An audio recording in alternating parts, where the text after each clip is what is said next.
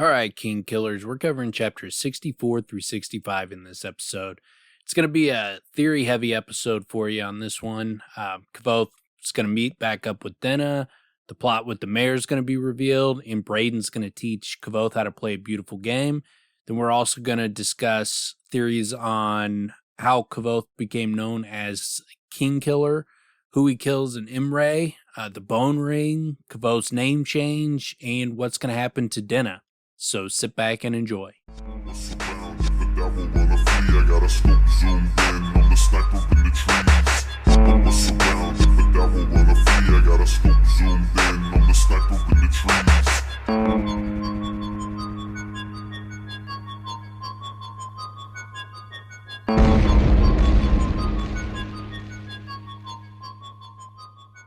All right, welcome back to the Kingkiller podcast.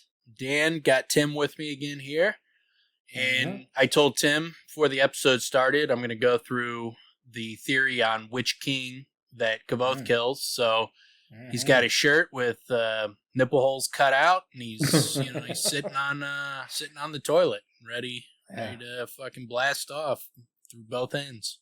We're gonna have some new merch, which is literally a seat that fits in the center, a bedpan. So it's literally a seat for shitting your pants. Yeah. It's Kingkiller podcast necessities. You have to have bed pants to listen to this podcast properly. It's a special type of seat where the seat slides out. What's crazy is most people listen to it while they're in their car driving. That's got to be messy. Yeah, that's got to be a problem. Yeah. Lot of rest stops on the way, Well, a lot of people stopping. But I mean, most of the moments, like, you can't be prepared. You don't have time to stop. Like, that stuff. No I mean, stopping to. I mean, they're having to go to rest stops to clean clean up. Yeah. Get it back together. Bringing extra shirts with them because they're blasting the nips through their shirts. Or you eventually learn, and you just travel with you're either wearing the adult diapers during the podcast. You bring plenty of clothes. You just have to have clothes in the back seat, the trunk. Yeah, I guess after one mistake, you're probably solving that problem from then on out. Maybe two max. Maybe the first time you don't realize it was from the show. Yeah, you might have been like, what was that lunch? What did I have? What did I have for breakfast or lunch? Something got me. Yeah, it's definitely not happening 3 times. Jesus. But also, I got a big-ass thunderstorm happening outside. Probably be able to take out that background noise when I edit it, but in case not, there's might be a little bit of rain and some loud thunder every now and again in this episode. Well, ambiance, man. It's fine. Yeah. Oh, there it is. There it is. Spooky. Yeah. So Halloween. It's good it's good to listen to when you're trying to go to bed. Yeah, there you go. So if you're trying to go to bed and you piss or shit all over yourself, at least you're home. Yeah. It'll be okay. Yeah. Just have some laundry to do the next day. Yeah, you can just deal with that in the morning. Just roll around in it all night. What a gross opening. Hey, man, we got to give people what they want. That's what they come to the show for. Yeah, definitely. So, we're diving into chapter 64 to start off. It's titled Flight. In this chapter, Kvothe is in his room waiting for Alvaron, gets tired of waiting, so he goes down and sees Denna. After he hangs out with her for a bit, he comes back up, gets tired of the wait, and goes to see Alvaron to confront him, and they find that Stapes has been hiding the birds that have been dying. So they find out that Kvothe was right, that Chronicle was trying to poison the Maer, and when they try to capture Chronicle, shit goes sideways for him. Yeah, there's a hell of a lot that goes on in this chapter. It is a roller coaster of emotions. Yeah. A lot of frustration for old Kvothe. Shit gets really bad for him very, very quickly. Like, it starts out bad and just continuously is getting worse and worse and worse, and he doesn't really know how bad it is. And then it turns on a fucking dime. Yeah. Like, and on a fucking dime. And it goes extraordinarily uphill from that point forward. I mean, like really, really quickly. It's great, man. The way it's funny. I mean, this one definitely from first to additional read throughs, you lose quite a big element because you lose the surprise. But there's a lot of appreciation, at least on my part, for how Rothfuss does it, how he lays it out, how he builds it. It's great, man. It's one of the like I had forgotten how much is in this chapter as I was reading through. It's like, oh man, he just packed it all right in here. It's great. Yeah, it gives a good culmination to the first little arc at the Maer Alvarons. And I like where it starts off, because it starts off with a good little nugget of information, although Kvothe doesn't see it as good information. But it's, though no family can boast a truly peaceful past, the Lacklesses have been especially ripe with misfortune. Some from without, assassination, invasion, peasant revolt, and theft. More telling is misfortune that comes from within. How can a family thrive when the eldest heir forsakes all family duty? Small wonder they are often called the luckless by their detractors. Seems a testament to their strength of their blood that they have survived so much for so long. Indeed, if not for the burning of Denna, we might possess records tracing the Lackless family back far enough for them to rival the royal line of Modeg in its antiquity. I tossed the book onto the table in a way that would have made Master Lawrence spit blood. If the mayor thought this sort of information was enough to woo a woman, he was in worse need of my help than he thought. Ridiculous, because that is great information.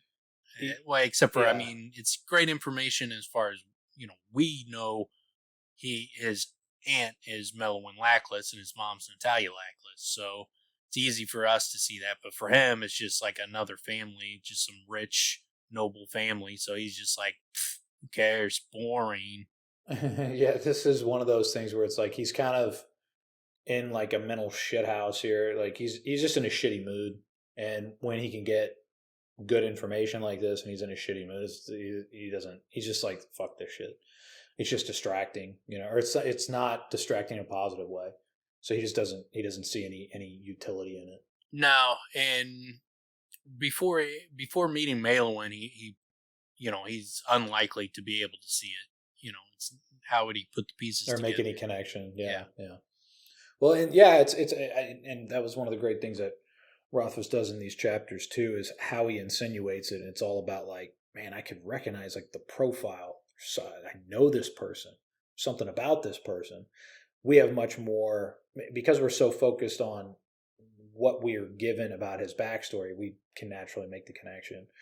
He's distracted with a lot of things, obviously. He's got, certain goals in mind that he's trying to adhere to. But even for me, I didn't do a lot of extra reading in terms of, I didn't do anything online or, try to really make any connections beyond just kind of reading through it. And this was one that I kind of came up with on my own, pretty much, which is saying a lot. It's kind of one of the more, not obvious, but more blatant sort of, I don't know how to put it really. Exactly. Not everybody catches it, but it's probably the most caught, theory that the one people will come to where they're like, oh, I think I figured something out. It's usually that's the one that they're most likely to figure out on their own.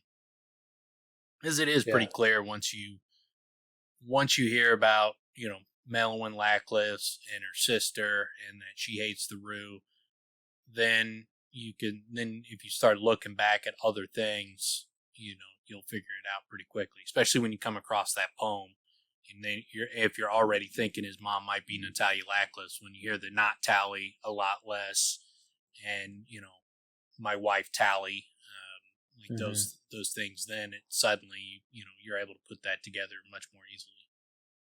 The one thing also in these two little paragraphs that I didn't know is that Modeg is that old.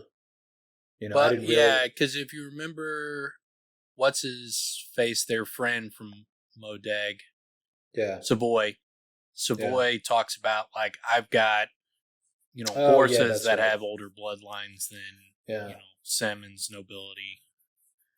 The thing is, though, like somebody with him, it's like he has so much pride. You're kind of reading that as just the pridefulness. At least I read it more so as pridefulness rather than necessarily that their bloodline goes back as far as it does.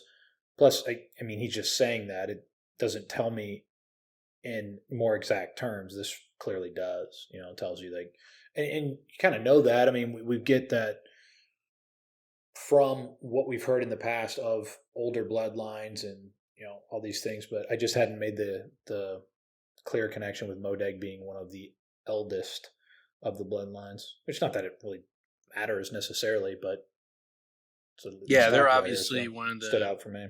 The oldest kingdoms, at least. Kingdoms it's funny or empires. Too, there's obviously, as far as nobility is concerned, they're about as old as it gets. It's funny too, where you can kind of see where Kvothe's head is, where he's like, if the mayor thinks this is something that's going to woo a woman, he's a fucking idiot. Well, we find out later, it's like, that's not what he thought. He was giving you what he had now. Yeah. You're about to meet this chick. Like, and he says that. He's like, you must think me a fool, and tells him, here's the plan, bro. Like, I'm not an idiot. And too, at this point, he's not decided that he's going to use Kvothe for that purpose. He doesn't even really like Kvothe at this moment. Oh, yeah, true. Yeah, well, yeah, because right before this, doesn't he even go as far as, I'll consider what I'm going to do with you? Something along those lines. After one, like Kvothe, crosses that line, then, he's completely done with him in that moment. But it's fucking intense, man. Yeah, so another aspect, though, that I think is, as far as this information, the reason I think it's important is, one, I think he put that in there to demonstrate that the Lackless family is extremely old. This is the second time he's mentioned how old their family line is. And I think the only reason they're mentioning this is to give clues towards this being a line that traces all the way back to Ajax and, the creation war. And so it's funny. I was going to say, it's funny, though, too, with the Lacklesses.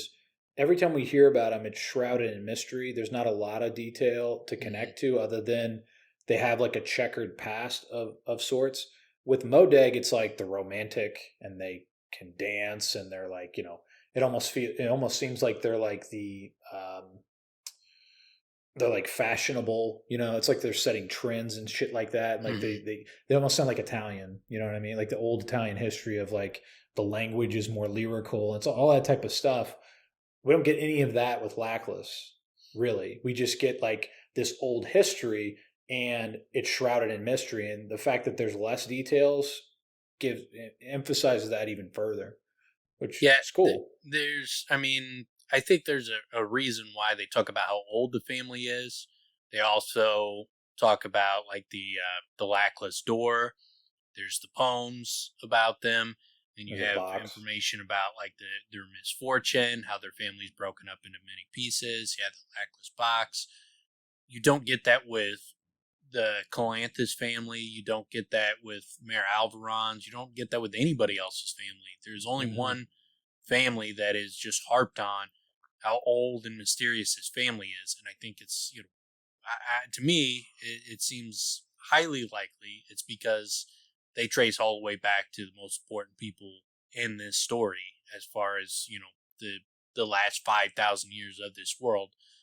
The most important figures are people like Ajax and Lanre and Lyra and Celatos and people involved in the creation war and the battle between the Chandrian and the Emir and then with the angels. So I think they're have to be wrapped up in that in some way. I think it's likely that Ajax is the founder. It could be that Lyra or what's his face, Aliax, Lyra and Lanre. Lyra and Lanre, one of them could be the son or daughter of Ajax. So I think I think that's what it really gives the information towards. It gives credence towards that theory, at least, that, and definitely credence towards that they are playing a much larger role in the world than people of this day would understand. And they're playing credence. Yes, they're playing some credence. Yep. Clearwater, some CCR. Yep. Oh, right on. Nice. Yeah. Got some dude in them going on. Right on. Cool. I dig it. Yep. Ice baby. That's no, dude, shut the fuck up. Oh my god. That it's interesting. Also, Clear because water, it's Ice Ice Baby. That's the same thing. because it's another read through. I tend to forget how these things played out in detail. That Kvothe is convinced it's Stapes and Caudicus Yeah. poisoning the Maer. He's completely convinced, and it's like, oh yeah, he saw them together in the tower. That's right, but he just leaps to this connection, and he's basically saying that's Stapes is probably a huge part of the reason why Kvothe is no longer in the favor of the Maer, which actually he's correct. He's actually correct about that because Stapes is the one taking the birds. Yeah, well, and Stapes thinks he's screwing the Maer. He also thinks he's poisoning them. Yeah, well, and it looks that way. That's what's so funny is. I don't necessarily think that he's like definitely thinks Kvothe's like poisoning him, because the Maer was obviously sick as shit before Kvothe ever got there, and now he's getting better. But I think he definitely thinks that Kvothe is trying to take advantage of the Maer. Well, it's interesting because Stapes sees Kvothe in that way. Kvothe sees Stapes, and he's taking him the wrong way as well. So they're both sort of pitted against each other. That's what this chapter is so great, is that dance goes back and forth and then completely gets spun around. It's awesome. Hey, I like the way plays one other thing I had on the Lackluses, I think it's also important to know. We've talked about it, but it's important to note that we're here, since we're here, is that they're ripe with misfortune, assassination, invasion, peasant revolt, theft. And that the burning of Kalaptena, it eliminated a lot of records of their past. It would have traced their lineage much further back. I think these are signs that are pointing towards that the Amir are fucking with them. Yeah, I was going to say. The one of the things I didn't understand what the main connection was. How can a family thrive when the eldest heir forsakes all family duty? Are you thinking that's Lanre? No, because I don't think they look at like people like Lanre as mythical figures that weren't actually real. They're not real. Do you think he's insinuating this is someone we know? No, I just think it's, talking about people in their, the past that they're aware of. Mm-hmm. People like, giving up their positions because that'll fuck it up. I mean, clearly that'll cause a big problem for a family that has power, just to completely cede that power. Yeah, that's going to be a problem for all the those that follow. Yeah, so obviously we don't know exactly what the reason would be, but it's clear he lays it on really thick that this family is extremely fucking important, more than just they have a couple of cool things about them. Well, and complicated in the sense that it's a broken family tree, right? Like they had this huge amount of power and they go all the way back, but then they allowed that power to basically go away. And then, I like what you mentioned there. If not for the burning of Kalaptena and losing those records, that would seem like what you're saying is like, if that was the Amir, then that was intentional. Yeah. So now they're shrouded in further mystery by design. Yeah, I think someone is clearly trying to fuck with the information on the Lackluses, or fuck with their family in the minimum. I don't think that is just because, I mean, that like us, the fact that they're ripe with misfortune, because you would think anybody in a powerful family is probably going to have assassination attempts and those kind of things, peasant revolts, those kind of things are going to happen if you're in a super powerful position. But the fact that they see them as extremely ripe for that kind of stuff, I think it's probably because it's targeted. Yeah, I wonder. Well, that kind of makes me wonder if they're almost like there's a high density of population in that family that's Amir or something. Like mm-hmm.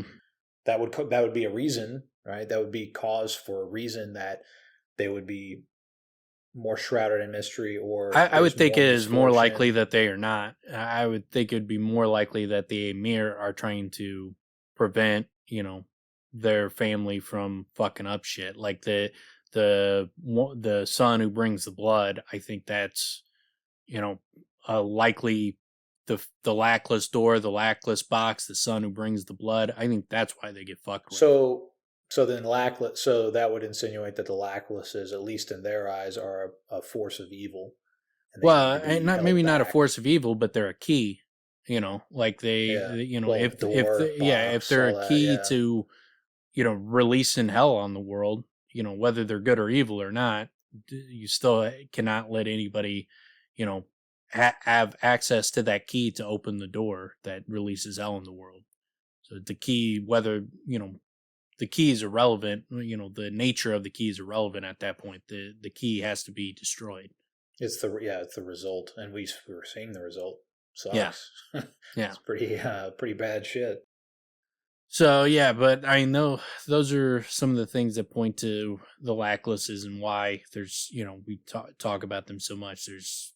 There's not anybody else that is fleshed out in that way as far as the family nature in the world. It's the only family that so far that has been fleshed out like that. But then we get Kvothe gets tired of he's waiting in his room. He has one guy, this Viscount Gurman, stops by his room with some gossip and tries to get in his good books like Bredon with a deck of cards, and Kvothe's so pissed off he just fleeces the dude.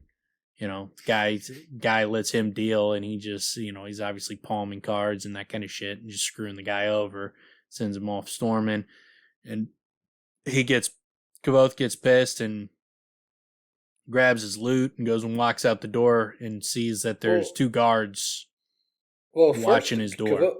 So Kvothe's a cheater, man. Yeah. It's kind of a jerk. It's a jerk move. Well, that guy had it coming. Cheats at cards. Why? Because he can't. Because he's wasting his time. Viscount Gurman. Like, really? That's your name? It's just based on his name. Fuck this guy. Yeah, fuck that guy. But he's in a shitty mood. But you don't want to get robbed. Man. You don't want to get robbed. Have a better name.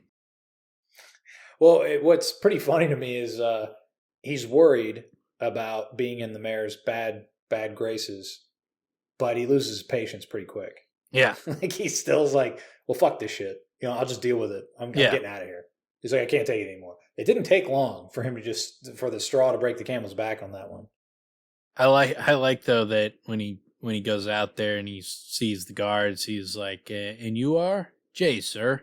At least I still rated a sir. That was worth something. And you're here because I'm to accompany you if you leave your room, sir. Right. I step back into my room, close the door behind me.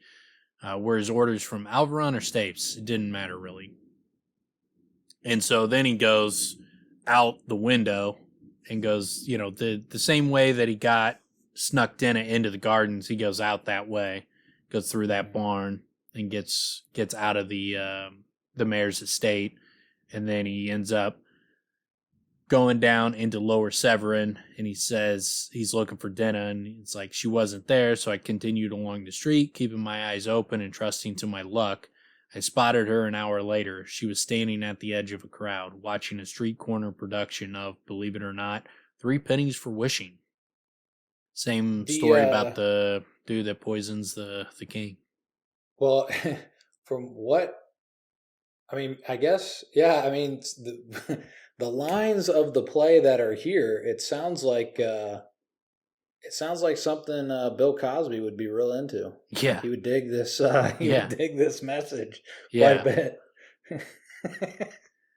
I've cures for what ails you, my wares never fail you. I've potions for pennies, results guaranteed. So if you got a dirty heart or can't get her legs apart, come straight away to my cart. You'll find what you need. Yeah, he sounds like a really, really good guy, this Dead Nettle. I can see why he's a fan favorite. Well, it's the opposite, right? Don't they say everyone boos him when he comes out or something like that? No, they're saying his first name's Lou. Yeah, they're not booing. They're going, Lou. Yeah, that's what they're doing. Yeah. Lou Dead Nettle. Oh, fuck. Yeah, that's pretty, I guess that's been around a while. Yeah, that's like, I This mean, is the that's old, laying the dirt bag shtick on him pretty heavy. Like he can't even be fucking more subtle than that. Can't get her legs apart. Fucking, I got what you need. Like, Jesus, dude. Like, that's not even subtle. There's no subtlety in this play. This play is just hitting you over the head with the message. Yes, it's very blunt about, there's very little, there's no, there's no subtlety. Can't get her legs apart. Jesus. But Put her out? Well, just drug her. Come on, man. Yeah. I got what you need. I got the drug Plus, he's like, you. So, and what I'm picturing here, the snake oil salesman, how they like be on a stage and like they're selling their thing. This guy's literally selling this in this way to a crowd of people. And what's funny is like all the tinkers and shit. That's how they sell their stuff with that sing-song rhyme crap. Yeah, they're all doing that. So they gotta hate this story. Like, yo, bro, what are you doing, man? Yeah. You're killing the market, Why you're killing my business? You're making me look like a dick because I rhyme. That's like the Roo, man. Yeah, the Roo gets the bad rap because of guys like this guy going around from town to town, robbing all the girls of their innocence. But yeah, then so he meets up with Denna, and they kind of go and hang out. He talks about like he regretted not having a ring with him. Said it would have been the perfect unexpected gift to go with our unexpected meeting. Worse yet, I couldn't even tell Denna about it. If I did, I'd be forced to admit I used it as collateral for my loan with Devi. To me, like, yeah, you could have told her. Like, because, I mean, worst case scenario is you tell her, like, look, when I get back, even if it's late, I still have a way to give her there's information she wants from me, that so I can always get your ring, but I left it with someone. Or, just tell her or I just left say, it. I don't have it on me. Yeah, I don't have it on me. You don't have to go into details. Just be like, I have someone watching it.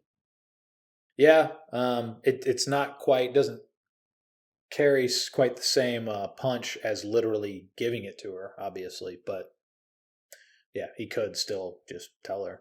I would have told her. I would have, like, I mean, because how bad she wants that fucking ring, and she's probably thinking it's gone forever. And if you can still just be like, hey, I got that. I don't have it on me, but I did get that ring back for you. And here's all the shit I had to do to get that fucking ring. Kind of blew up in my face, but cost me quite a bit. Yeah. And well, I was going to say his mood changes pretty much instantly here with Denna, so that's nicely timed.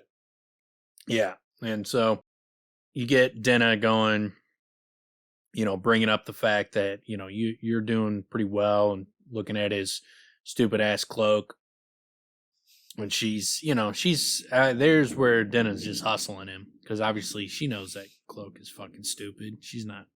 Doesn't really think he's doing well for himself. She's just like, all right, man, he loves his cloak, so I'm just going to build his ego up. She's hustling him, clearly. And she just likes the fabric. But, I think she is placating him in terms of his, what he thinks is this super cool cloak. Yeah. Yeah, and so...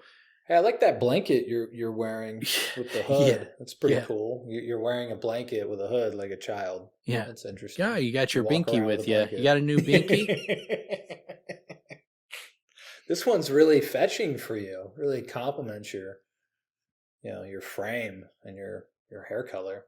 Yeah, tries to tell her he's working with the Maer and, really pumping himself up there. And then she mentions that she's been sending him letters. More than the one he got. She said she'd sent him 3 and she was about to start a 4th. Now, if you needed a clue how into you she is, she's writing you fucking 4 letters. Well, in her track record and in terms of sending those letters, I mean, do you think she shoved these down a pigeon's throat as well as some of the other Yeah, letters she had in the yeah, past? yeah. Like I wrote you letters. I tied it to a I gave it to bird. this Didn't get it to blind you. bum on the street. Told him look for the redhead in the Yeah. cloak, and what? He I didn't mean, find you. Grant. Yes, he said I can't walk and I can't see, but I thought it was a hilarious joke. I thought he was just putting me on. Yeah. We're sure he would find you. Yeah, I wonder how if like she had before, she hid it in a window somewhere, thinking Quothe's just going to find it because he likes climbing in windows. Yeah. But yeah, big sign that she's into old Kvothe here, that she's writing him letters. Yeah, and so one of the big pieces of information she wanted to give him was that she's got her patron now, that Master Ash has become her patron, and she says he is part of the court here in Severin. What's his name? Denna's face grinned into a serious look, a confused smile playing around her mouth. You know I can't tell you that. You know how closely he guards his privacy. My excitement fell away, leaving me cold. Oh no, Denna. It's not the same fellow as before, is it? The one who sent you to play for that wedding in Traben? Of course it is. I can't tell you his real name. What was it you called him before, Master Elm? Master Ash, I said, and it felt like a mouthful of ashes when I said it. Do you at least know his real name? Did he tell you that much before you signed up? I expect I know his real name, she shrugged, running a hand through her hair. When her fingers touched the braid, she seemed surprised to find it there and quickly began to unravel it, her deft fingers smoothing it away. So, a couple things there. One, she mentions that he's in the court, and then we're going to find out. Well, hold on. So, Kvothe asks, "Is he part of the court here in Severin? What's his name?" She doesn't say he's part of the court. Okay. So yeah, I was going to say that's huge because when you said that, I'm like, wait, what? Because that would be like. Well, she does say that. She does say that later on. She said, remember huge. We talked about it. Like she goes, you've probably seen him. Well, no, yeah, that too. I mean, that's huge, and I know we've talked about this, but that's huge towards Bredon. Yeah, I mean, he's fucking Cinder's just walking around in Severin. He's just, you know what I'm saying? Like, that's.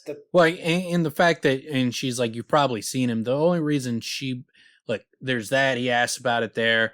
Bredon says he's been teaching someone who's new to town about the ring game, and when Denna's gone, Bredon's gone, and then she says he's her patron's in the court, and you've probably seen him.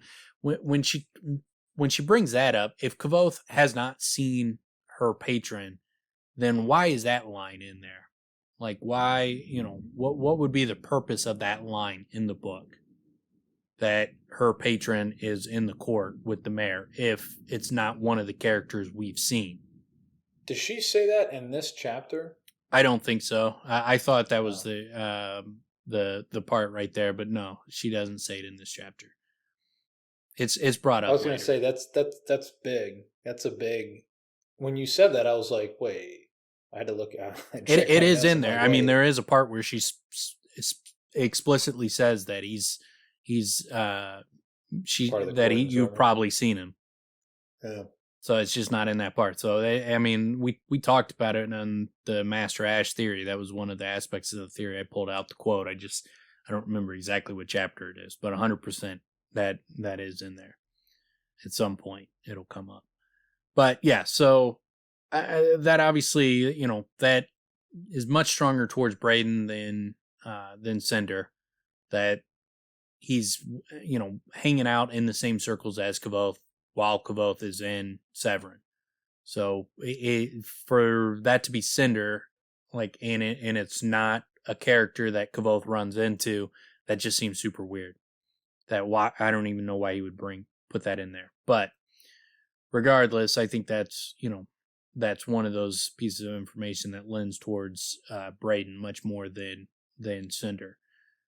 Whether it is, they're like, if I was trying to think of a way where it could be Cinder, then it could be the case that Cinder has her do something and to get towards the mayor, like maybe to steal what's inside the lackless box on unknowingly, and the only way that we're going to be able to find out about it later on is that the way she was able to do it was someone was close to the Maer, that Cinder was close to the Maer, and so that Cinder was able to get her in there, and then she was able to use her knowledge of Yillish knots to be able to get inside the Lackless box. And so when we find that out in the backstory, that Cinder was close to the Maer, he got her in there, she steals that. That could be a reason why Rothfuss wrote in the book that her patron is close to the Maer, is because he needed to lay that groundwork for how she would be able to get and steal something out of the Lackless box. That is one example of a way it could still be Cinder, and you could make an excuse for why he said her patron is close to the Maer. I mean, and it could still be some other person, but obviously what we're riding with here is these two, with all the descriptions, with everything he's done, he intentionally, Rothfuss has given us reason to expect both of them, I would say.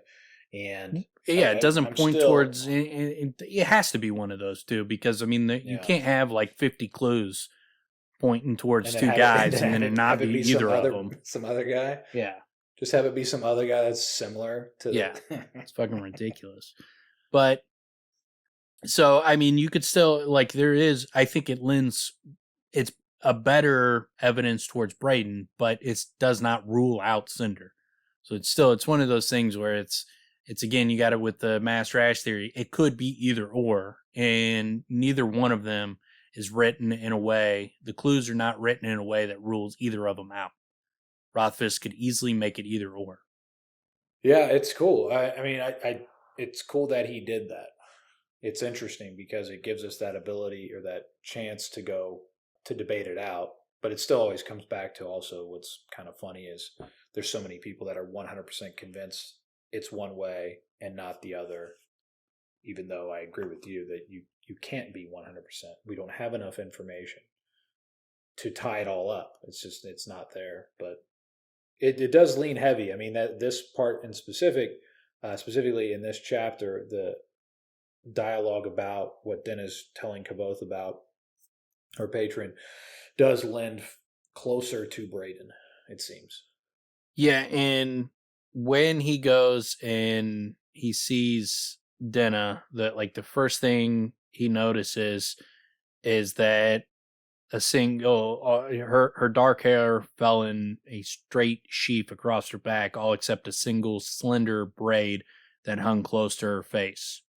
So he mentions that braid, and then at the end of this part that I just read, I expect I know his real name, she shrugged, running a hand through her hair. When her fingers touched the braid, she seemed surprised to find it there and quickly began to unravel it, her deft fingers smoothing it away. I think that is that written magic, is that, the type of thing. Yeah, where like later on he sees beautiful in her hair, and then she pulls that out, and then she writes, "Don't speak to me," and then he immediately stops talking when she does that. I think where she's either learned that magic or she's practicing that magic in this scene. I thought it was about to happen here because we talked about it quite a bit. So when I read about the braid, I was like, oh, I thought maybe this was going to be the part where he's like, oh, I liked it better that way. And she's like, yeah, that's kind of the point. I thought it was going to be that, but obviously it's not. But yeah, I think you're right. I think she's in the midst of learning it. Yeah. Because she just became his patron officially. And she was just in Yill. She was just in Yill where she would be learning Yillish knots. So I think she's practicing. I don't think she's learning it. I think she's practicing it at least. She might already have it mastered, and she's already, utilizing it. And it could be that whatever she had written in her hair, she didn't want to use that against Kvothe. Like she didn't want to. It could be a sign that she's had something written in her hair that would lend someone to open up, to be more forthright, to think, beautiful, or think something along those lines that would manipulate people, and she didn't want to manipulate Kvothe, and so that's why she rushed to take it out of her hair. It does seem like it would be a tool that would be used to manipulate, I would say. I mean, yeah, that's one would think. Plus, that's what we get when we see it. That's what it is. It is for manipulation. Yeah. Yeah. So I don't, we don't know exactly what she's doing there, but I think it's extremely noteworthy, though, that she immediately began to unravel it, when she's hanging out with Kvothe, as soon as she noticed it. So there's obviously she was using it for some purpose. She didn't want to use it against Kvothe. But yeah, so they when they go further on and talking about Master Ash, he's like, she goes, even if I don't, what does it matter? Everyone has secrets, Kvothe. I don't particularly care what his are, so long as he continues to deal square with me. He's been very generous. He's not just secretive, Denna, I protested. From the way you described him, I'd say he's either paranoid or tangled up in dangerous business. I don't know why you're carrying such a grudge against him. I couldn't believe she could say that. Denna, he beat you senseless. She went very still. No, her hand went to her fading bruise on her cheek. No, he didn't. I told you. I fell. I was out riding. The stupid horse couldn't tell a stick from a snake. I shook my head. I'm talking about the last fall in Traven. So she doesn't remember telling him about that shit in Traven, which again, I think points to the fact that she was being truthful. Yeah. It's because she doesn't even remember saying it. So she wasn't trying to manipulate him. Well, and I like the way Rothfuss shows us, because she basically goes like, her expression goes blank. She like gets absent-minded and fidgeting, and then she's like, how'd you know that? Like, you told me yourself that night on the hill waiting for the Dracus.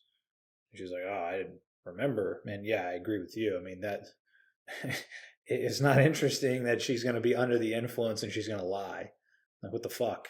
Like, the whole point is like your inhibitions come down, So yeah, I agree with you. I think she was being very truthful. And I mean, if Kvothe can see through his own fucking bullshit, she's being truthful about Master Ash. She's fucking telling you she's basically in love with you, man. She's like, do more, go further. Like, she's basically saying like, you're the one. And he just didn't see. He's like, oh, she's drunk. Yeah. Like, he's just like, he never sees the silver lining with any of these things, man. No, I mean, like, yeah, it was she was also drunk when she was telling you that he beat her ass, and that was true as well. So I think it was all true, buddy. But other than I don't think she actually thinks your face looks like a kitchen cabinet or whatever she said.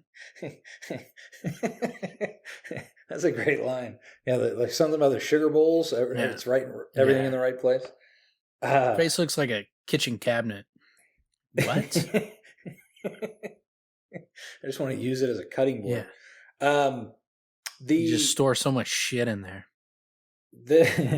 This back and forth is like, it's that tension that kind of doesn't go away for them, where it's like he has his way of seeing it, she has her way, and they can't like. Well, the problem is they both have secrets. Neither one can tell their secrets, and so the issue he's pushing on her, it would force her to open up and be honest. And same thing when Kvothe is getting pushed on the Chandrian and what happened to his family and that kind of stuff.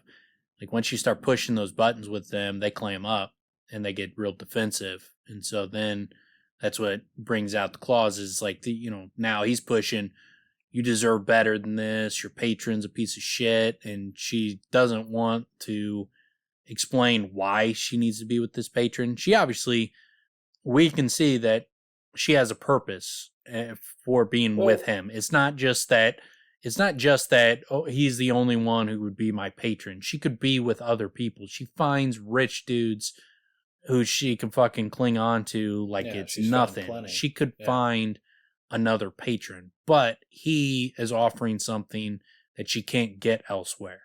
And so she, in whatever that purpose is, so when Kvothe is pushing on her, like, he's a piece of shit, why don't you leave him? She doesn't feel she can open up and explain why she feels like she needs to be with him. She doesn't want to answer that question. Same with Kvothe.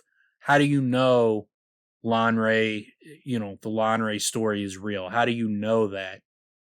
And he doesn't want to tell her that I've met fucking Haliax. Haliax killed my family. I've met, Scarpy. I know the truth.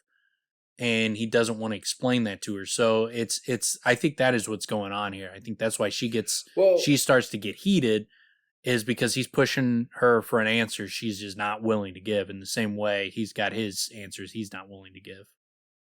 Well, what's also interesting about the circumstance with Traven is she's also not wrong. She's the only one left, and all these people are fucking dead. So he did it for me. Kvothe, well, of course, yeah, but like, I mean, there could have been. He could have found another way. Yeah, I agree. But he's also not. He's not wrong in the sense that he could have left and took her with him. Yeah. But then she's like, well, he has his reasons, blah blah blah, and that's probably where you're coming from with.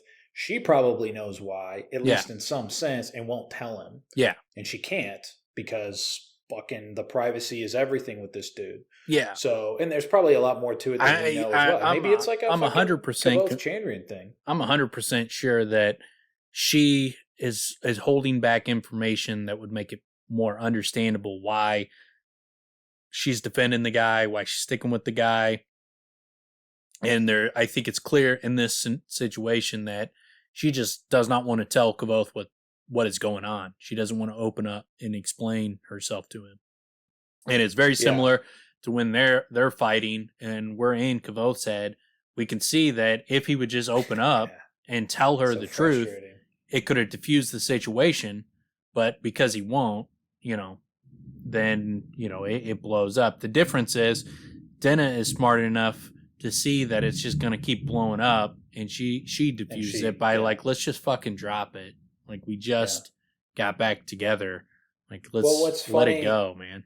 There's a couple things that are funny about it, but the way that Rothfuss does it, to me, is fucking genius, because we are in Kavoth's head when he can't tell her about the Chandrian, and it makes it so much more tense. It makes it so much more memorable, because you're like, fuck, dude, just fucking, just say it. Just fucking do it, man. This would end everything. It would end all these problems. You keep getting to this position, and because you won't, you're never going to get past it. But it makes for very interesting reading. What I like about when she diffuses the situation, it's really funny to me, because she's like, Denna looked up at me, the irritation fading from her face. She gave me a look, all sweet fondness and mingled pity. The sort of look you give a puppy when it growls, thinking it's itself terribly fierce. Well, and it's important to say why she gave him that look, because he goes, he beat you. Yeah. I said again, and I could feel it inside, a solid block of icy anger. Nothing you can say will change that. And if I ever see him, I'll likely stick a knife in him rather than shake his hand. And then she gives him this pitying look, like, get out of here. What are you gonna do? Okay, you're gonna fucking fight him like you were gonna fight that pig. Fucking looking all fucking ridiculous, standing there like a jackass. Yeah, so that whole part of what I just read, then she put her hand gently on the side of my face, and I felt myself flush hot and hard. To me, if I'm in Kavoth's shoes, what I'm hearing from Denna, or at least seeing in her look, is like, yeah, sure you will, you little bit. Yeah, sure. She pats him on top of his head. You're such a brave little boy. You're such a brave boy. You're my big man. You're my big man. Who's my big man? Kavoth's my big man. That's hilarious. I would want to I'd want to kill the scene. Yeah. If in that position, I'd be like, oh, I'm going to fucking explode right now. Go find the next guy walking down the street and just murder him. Like, oh, you don't think I can? But it does actually diffuse it, even though he does get super pissed. Then she at least goes, can we not argue about it? Please, not today. But that's. And when he says, and if I ever see him, I'll likely stick a knife in him rather than shake his hand. That's one of the lines that makes me hope it's Bredon, is because I want to see that reaction where he's in his mind, he wants to kill this dude. And so I want to get that reaction from Kvothe to see him. Yeah. And then it be somebody that he respects and admires and looks at as a kind of a friend / mentor type of figure for him. And to see that guy's fucking the guy that he wants to kill. I want to see that inner turmoil. Yeah, especially given that his mind's made up now. Yeah. It's been made up. So as soon as he sees this guy, whoever this guy is, he's ready. He's going to see red. But then if it's Bredon, it's going to be whoa. Huh? And it only gets worse once he sees the Kvothe, and the Kvothe starts talking about he beats her and he's fucking beating her with a cane and knocking her out and shit. Like, yeah, he's ready to murder this dude. And so I want like if it's Cinder, it just doubles the reason to murder him. There's no turmoil. Yeah, it's just it might be shocking that it's Cinder, but it's not adding any extra turmoil. Well, and that's a similar thing where so many people want it to be Ambrose because they want someone who is bad to fit that role of bad. Yeah. It's not like you said, no inner turmoil or less inner turmoil. Well, no inner turmoil like we had with what we were just talking about, where Kvothe could just tell her about his history, and it fucking hell of a lot easier for him if he's willing to do that, which he's not. Similarly, if he sees Bredon, someone he does respect and actually has genuine admiration for, I mean, it stops him in his track and he's reeling because now he's got to spend a few moments piecing together, like, wait, how is this possible? How could this be? And then also now he's got to like come to grips with, all right, do I really feel this way? Because I have all these reasons to not feel this way about this guy. What are his reasons then? And then it kind of gets to that sort of a mere question of like, well, maybe, we've talked about like where it's maybe a V for Vendetta situation where Bredon's doing the hard thing to make her the better person that she needs to be, even though Kvothe won't be willing to accept it because that's my girl, man. That's my girl. Well, and it just seems weird too, like another aspect, because she goes, he made it very clear that things would go badly if I ever made our relationship public. He was quite emphatic about it. He's a powerful man.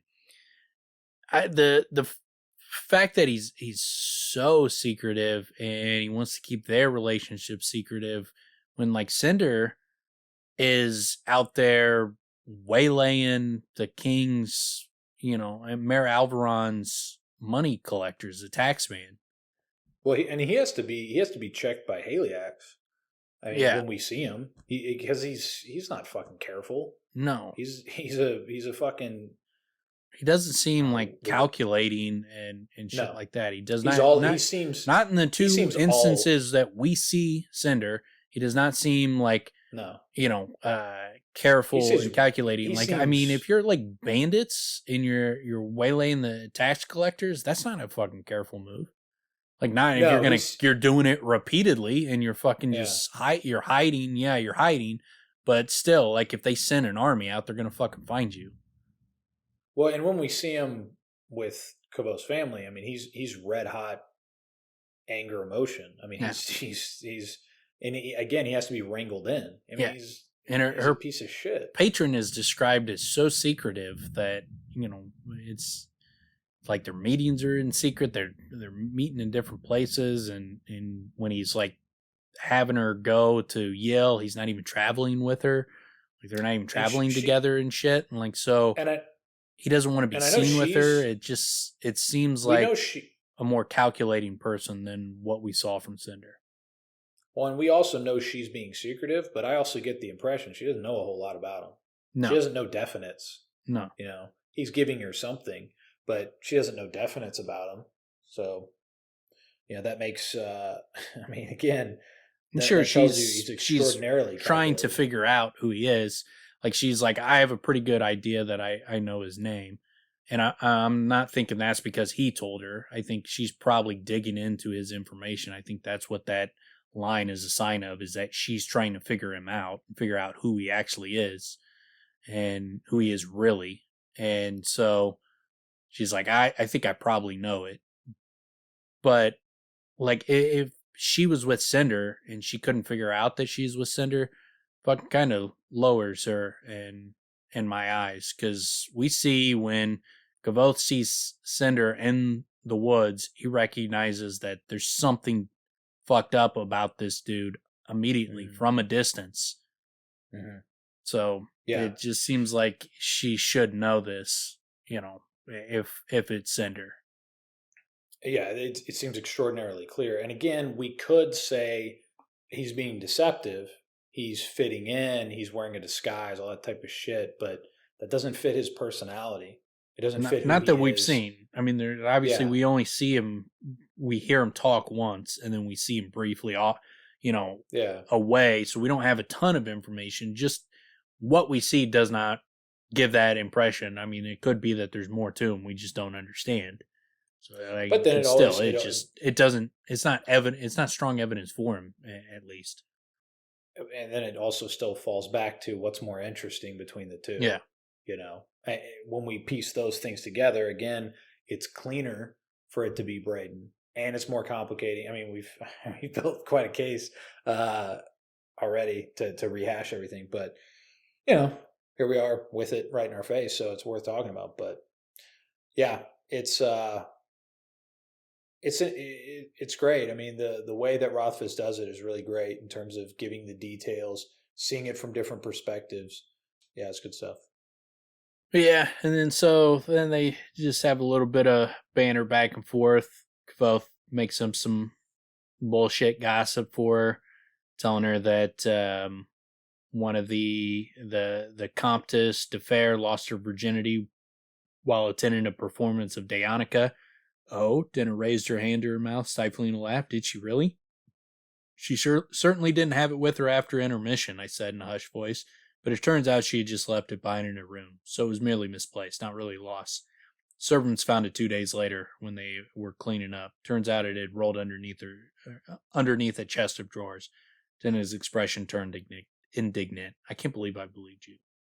And then when he sees that she's hurt, he tells her, he worked at the university as in the Medica, and so he could take a look at it for her. And then she goes, if I let anyone play doctor with me, it would be you, my Kvothe. But I'll tend to it for now.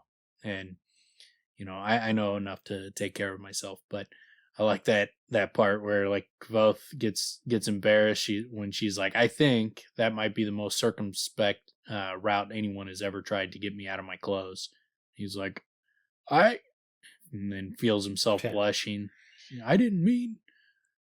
He's like all she's got to do is just throw out a little bit of a hint that, it's one of those, like, where, if Sim's like, dude, clearly you love her. You're clearly in love with her. No, I'm not. Yeah. He turns into that same shit. boy. Like, oh, I wasn't trying to get you out of your clothes. Like, yeah, no shit, dude. Fucking settle down, man. I would never. Yeah. He just clutches his pearls every time. It's fucking hilarious.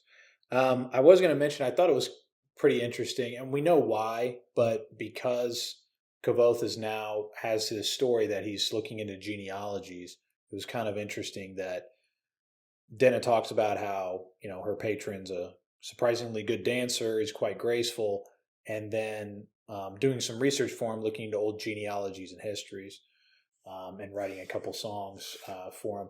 I thought that was pretty interesting that they're both seemingly working on studying genealogies, but I just thought it perhaps worth mentioning. But yeah, I was wondering also about that misplaced virginity thing. I feel like, I mean, I know it's a joke, but I feel like misplaced but didn't completely lose it. Seems like a little handy, something like that. Maybe. Yeah. That's probably it. Probably what he's referring to. Little hand jibber. Hand jibber action. Yeah, it seems about right. I mean, they're at like the theater. She was at like the theater or something, right? That's a very cinema type of activity. How dare you say that about Comtesse de Fer? Oh yeah, your favorite character. I'm sorry. Yeah, I forgot. I have high expectations for her and Kellen McBrickjaw, long Dickerson face.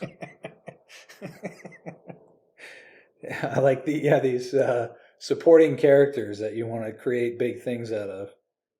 Yeah, they're going to be huge. It's going to be the love story of ages when they spend half of book 3 on those two. I was wondering also, lost her virginity while attending a performance of Daonica. Daonica is is a kind of heavy, like, not a horror, but sort of like dramatic thing. I don't know. It reminded me of Jerry making out with the chick at Schindler's List. His parents getting all offended. Yeah. It's like, dude, we can't see her, And so, they're just all horny because they can't see her. You gotta go see it, man. Have you seen it yet? Fucking Newman ratted him out, man. Schindler's List? Oh, yeah, that's right. Jesus. But yeah, so then when he goes back, heads back to his rooms. He finds the 2 guards are waiting for him, and he's like, good evening, gentlemen. Anything interesting happened while I was out? You're to be confined to your rooms, Jace said grimly. I noticed he left off the sir this time. I paused with my hand on the doorknob. Beg pardon? You're to remain in your rooms until we get further orders, he said, and one of us is to stay with you at all times. I felt my temper flare up. And does Maer Alvaron know about this? I asked sharply. They looked at each other with uncertainty. It was Stapes giving the orders then. That uncertainty would be enough to keep them from laying hands on me. Let's get this sorted out straight away. So then he heads up to the mayor, and he's sitting there talking about how his anger is flaming, and he's just ready to just go off. He's just over the situation, wants to be done with it. And when he sees the mayor, he's like, Your Grace, I said with cheery cordiality, might we talk for a moment? Certainly, he replied in a similar tone as he swung open the door he had been about to close behind himself. Do come in. I watched his eyes and saw an anger as hot as mine. A small sensible part of me quailed, but my temper had the bit in its teeth and was galloping madly ahead. And then you get the silence hung dangerous in the air like the calm before a sudden summer storm. That's the old wise man's fear type of thing right there, where should have realized the danger he was walking into. And it's interesting. It seems like in that moment he should realize his vulnerability right then and there. Yeah, but he's letting his anger run the show. Yeah, he's just not thinking straight. And then Maer basically just tells him, go back to your rooms and do not leave until I decide how best to deal with you. And then when he goes, Your Grace, he said, I could tell by the set of his shoulders that he was ready to call the guards. I do not hear you, he said flatly. He met my gaze then. His eyes were as hard as flint. I saw how angry he truly was. This wasn't the anger of a patron or employer. It was someone irritated. It wasn't someone irritated by my failure to respect the social order. This was a man who had ruled everything around him from the age of 16. This man thought nothing of hanging someone from an iron gibbet to make a point. This was a man who, but for a twist of history, would now be king of all Ventus. My temper sputtered and went out like a snuffed candle, leaving me chilled. I realized then that I had misjudged my situation badly. And he talks about, the key to staying safe was knowing the rules of the situation. A guard wouldn't beat you in the middle of the street. A dock worker wouldn't chase you if you ran. Now, with sudden clarity, I realized my mistake. The mayor was not bound by any rules. He could order me killed, then hang my body over the city gates. He could throw me in jail and forget about me. He could leave me there while I grew starved and sickly. I had no position, no friends to intercede on my behalf. I was helpless as a child with a willow switch sword. So, Maer's, he finally realizes, how dangerous the mayor truly is. And just how delicate his situation is. And, he's gambling, and he's been doing well. Right? But he's gambling with his fucking life, and just by saying, I can't fucking stay in my rooms anymore and all this shit, but also trying to save his life. Massive, massive gambles that now he's fucking dealing with the possibility that he could be dead. Yeah, and luckily, at this point, you think, oh shit, Kvothe's fucked. This is going to get real bad. And then Stapes walks in, and he's clearly looking guilty.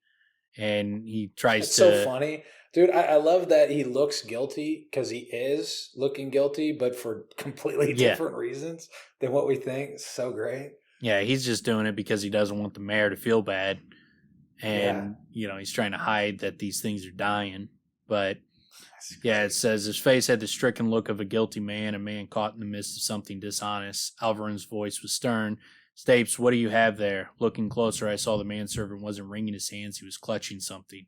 It's nothing, Stapes, the mayor barked. How dare you lie to me? Show me at once. Numbly, the poor manservant opened his hands. A tiny gem-bright bird lay lifeless on his palm. His face had lost all hint of color. Never in the history of the world has the death of a lovely thing brought such relief and joy. There it is again. Yeah. Kvothe. Willing to beat the shit and murder just a complete stable of horses if he has to. And now he's loving dead birds. I'm with him on that one. That dead bird would have been a fucking welcome sight for me too. Well, do you think in this world the birds are real, or are they all just robots like they are in our world?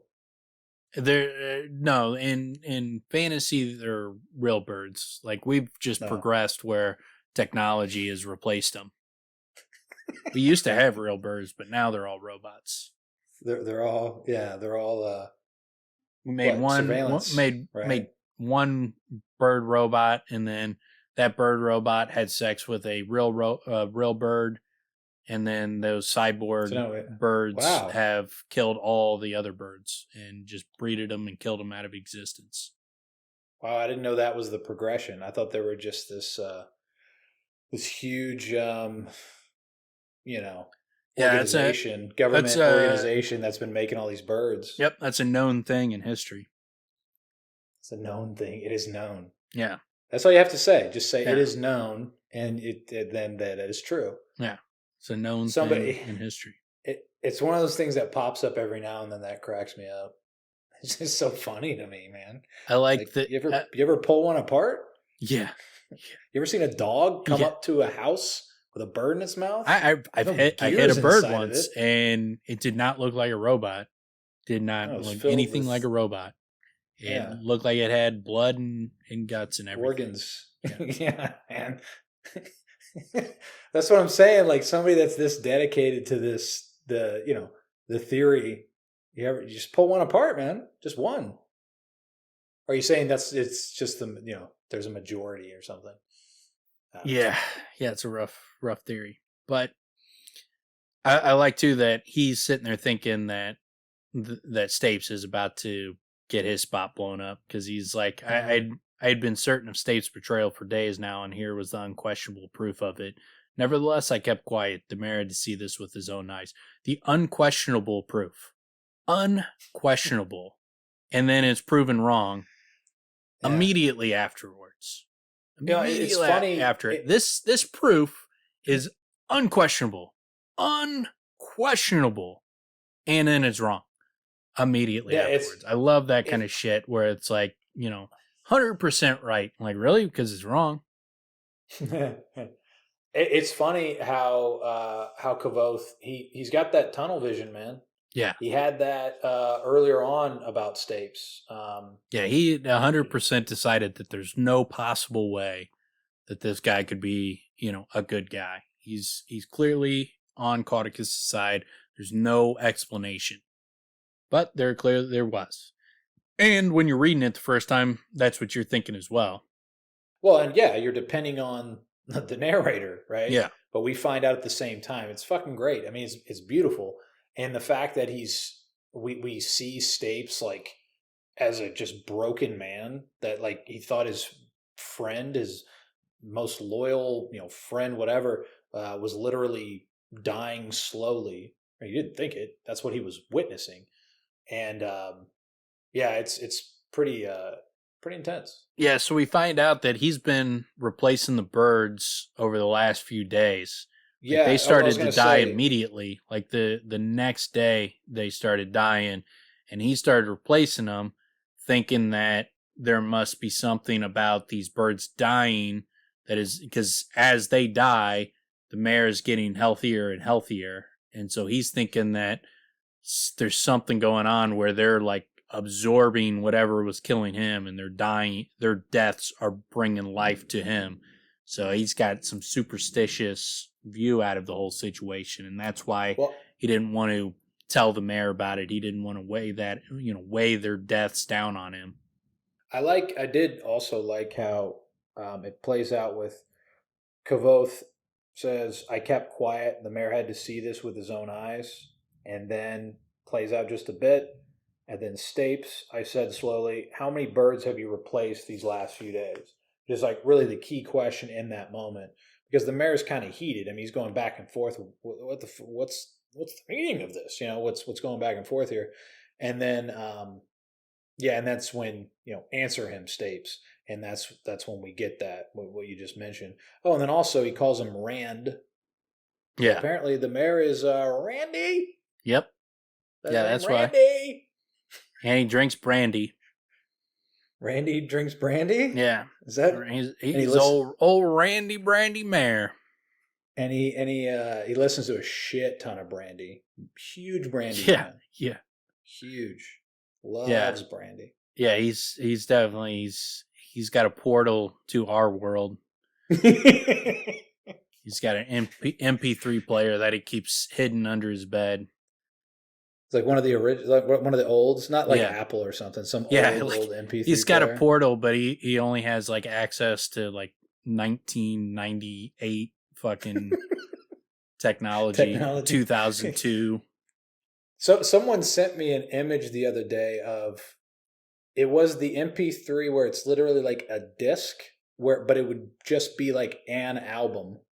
You know what I'm saying? So like as if you needed that. It's an audio file. You know what I'm saying? Like, but it would literally, and it'd have a picture of whoever the, group was. I like picturing him listening to that. Yeah, for sure. He's rocking out to brandy. I like too that this the fact that he'd been keeping this a secret, like 4 or 5 of these birds are dying a day. So he's just they've been killing like 4 or 5 a day for like 3 or 4 days. When if they'd known that the bird died on the first day, those first 12 would have been all that needed to die. Yeah. Instead, right, he's just massacring these fucking birds for days because he's keeping it a secret because he's got some superstitious view. This is a weird job Stapes has here. Yeah. I mean, he's literally just scooping up dead birds all day long, and like his friend's dying, and he's going out and getting live birds to be massacred. This is fucking brutal. His friend's not dying. Sorry, his friend's getting better. But clearly, the mayor has not been checking in on these birds. Like, no, he didn't catch. Like, he never poked his eye in to see, like, oh, wait. Before Stapes had a chance to clear him away, he never, like, looked in and saw one of the birds fall. Like, if it was me, I would have, like, had a chair and been sitting and watching those birds. Well, he said they moved him into the nearby room. Yeah. Where he could still see them. But, they're birds, so he probably didn't want them right there because, all the noise. But, yeah, if this is the thing, although you're not thinking someone's going to mess with the birds, right? I mean, especially the mayor. I mean, he has all this power, right? Yeah. How's someone going to come in and do it? Well, apparently Stapes can fuck you over if he wanted to. Yeah. Well, he didn't. But I guess he's right. I guess he's right to trust him. Yeah. Yeah. Well, I mean, and then what we get in this like next paragraph, when the fact or how Stapes is like fumbling with his words, and the matter of it in particular. The way Kvothe described it was too clumsy to be anything but sincere. Yeah. And he's just like going on and on. Yeah, and then he's like explaining his story. Something inside the man suddenly gave away, and he began to cry, the deep, hopeless sobs of an honest man who'd been frightened and helpless for a long time, watching the slow death of a well-loved friend. So then, they explain what's going on to Stapes and what's been going on, and it says an hour later, the 3 of us were eating a quiet supper together in the mayor's room. Alvaron and I told Stapes what had been happening over the last several days. Stapes was almost giddy, both at his master's health and the knowledge it would continue to improve. I was honest with the mayor about my misguided suspicion of Stapes, and I offered the manservant my sincere apology. Stapes in turn admitted his doubts about me. In the end, we both shook hands and thought much better of each other, which is an understatement. Yeah, the tide has turned for Kvothe here. Oh, there was something there was a line. Oh, yeah. Every time I looked, so this is Stapes talking about the dead birds. Every time I looked, there would be another one lying in the bottom of the cage, like a little cut flower. Yeah. Cut flower, right? Yep. Like the opening, like the prologues and epilogues. Cut flower. Yeah. Rothfuss is a big fan of that saying. Well, no, I was going to say he's a big fan of dead birds. No. So he keeps bringing it up. Yeah. Loves dead birds. Yep. Big fan. He probably has a ton of just birds tied up, headless, tied up by their little feetsies. Yeah. Yeah. That's talons. Probably likely. Probably tied up on a line and just, yeah.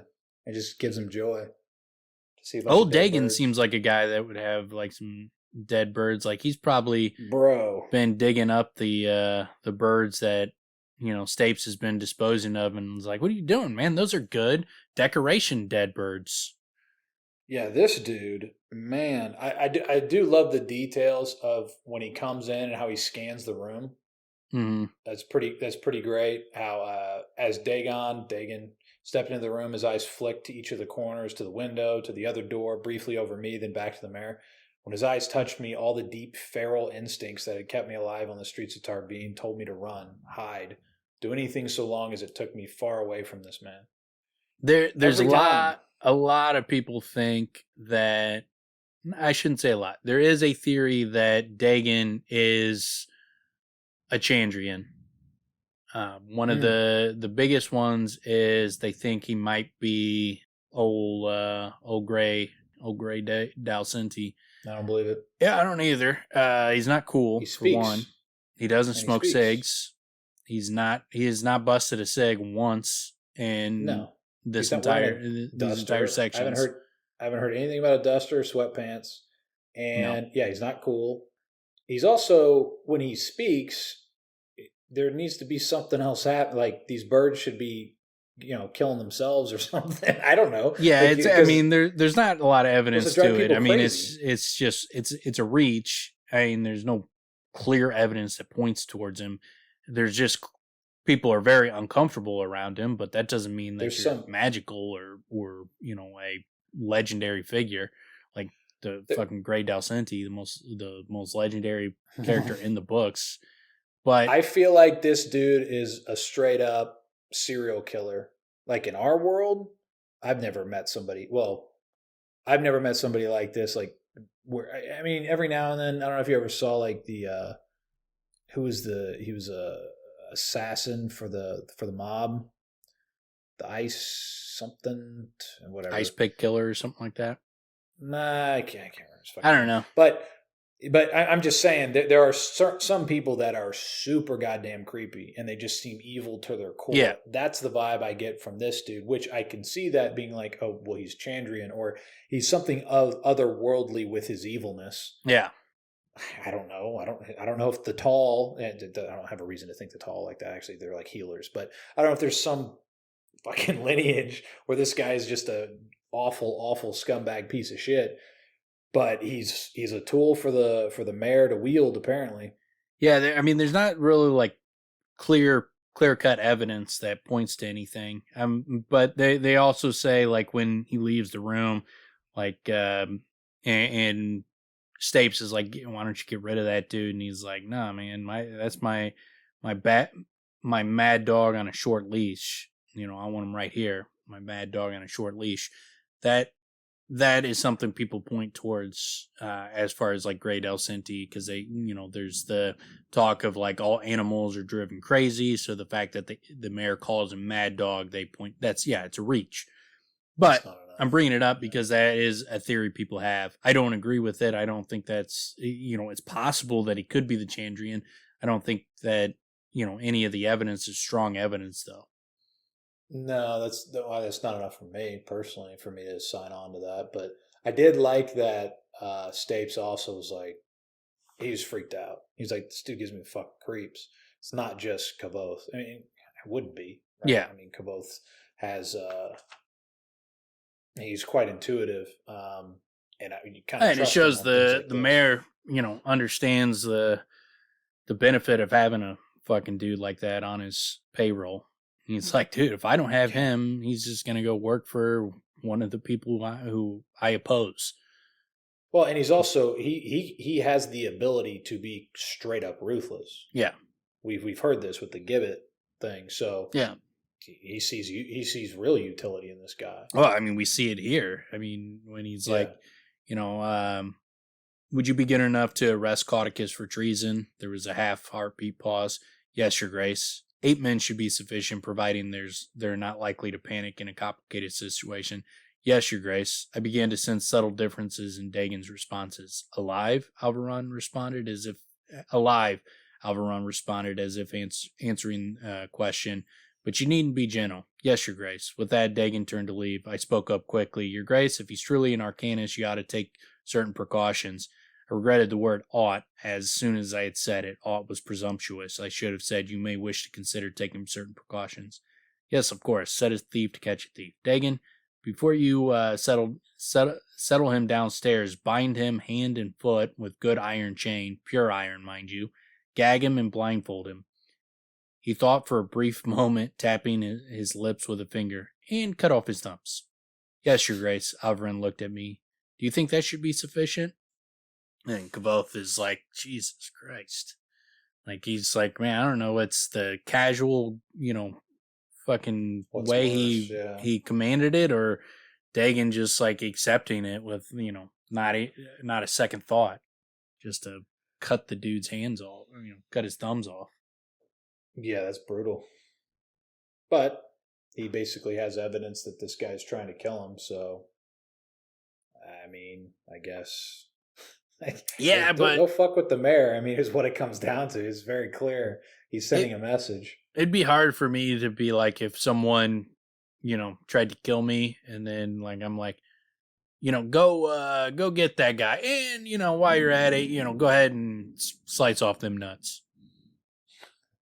Like, I don't see myself doing that. Be like, no, just go get the guy. Just don't fucking start cutting off body parts.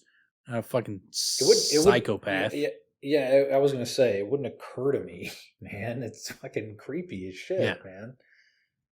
Like, it's very disturbing. The Iceman was the person I was thinking of, and if you watch, it's like a documentary about this dude.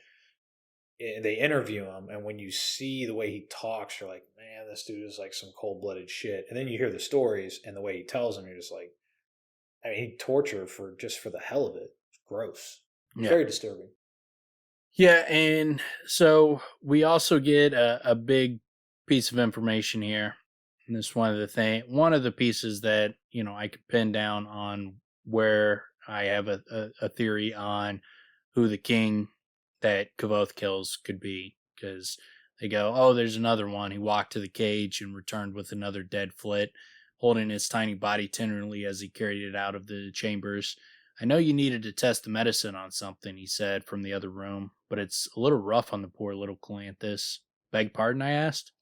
Our Stapes is old-fashioned, Alvaron explained with a smile, and more educated than he cares to admit. Calanthus is the Eldvintic name for them. I could swear I've heard that name somewhere else. It's also the surname of the royal line of Ventus, Alvaron said chidingly. For someone who knows so much, you're curiously blind in places. And so there's a couple of pieces of information that I think point to Roderick being the king that Kvothe kills. So one is you have the Flits, the Sipquicks that are called Calanthus.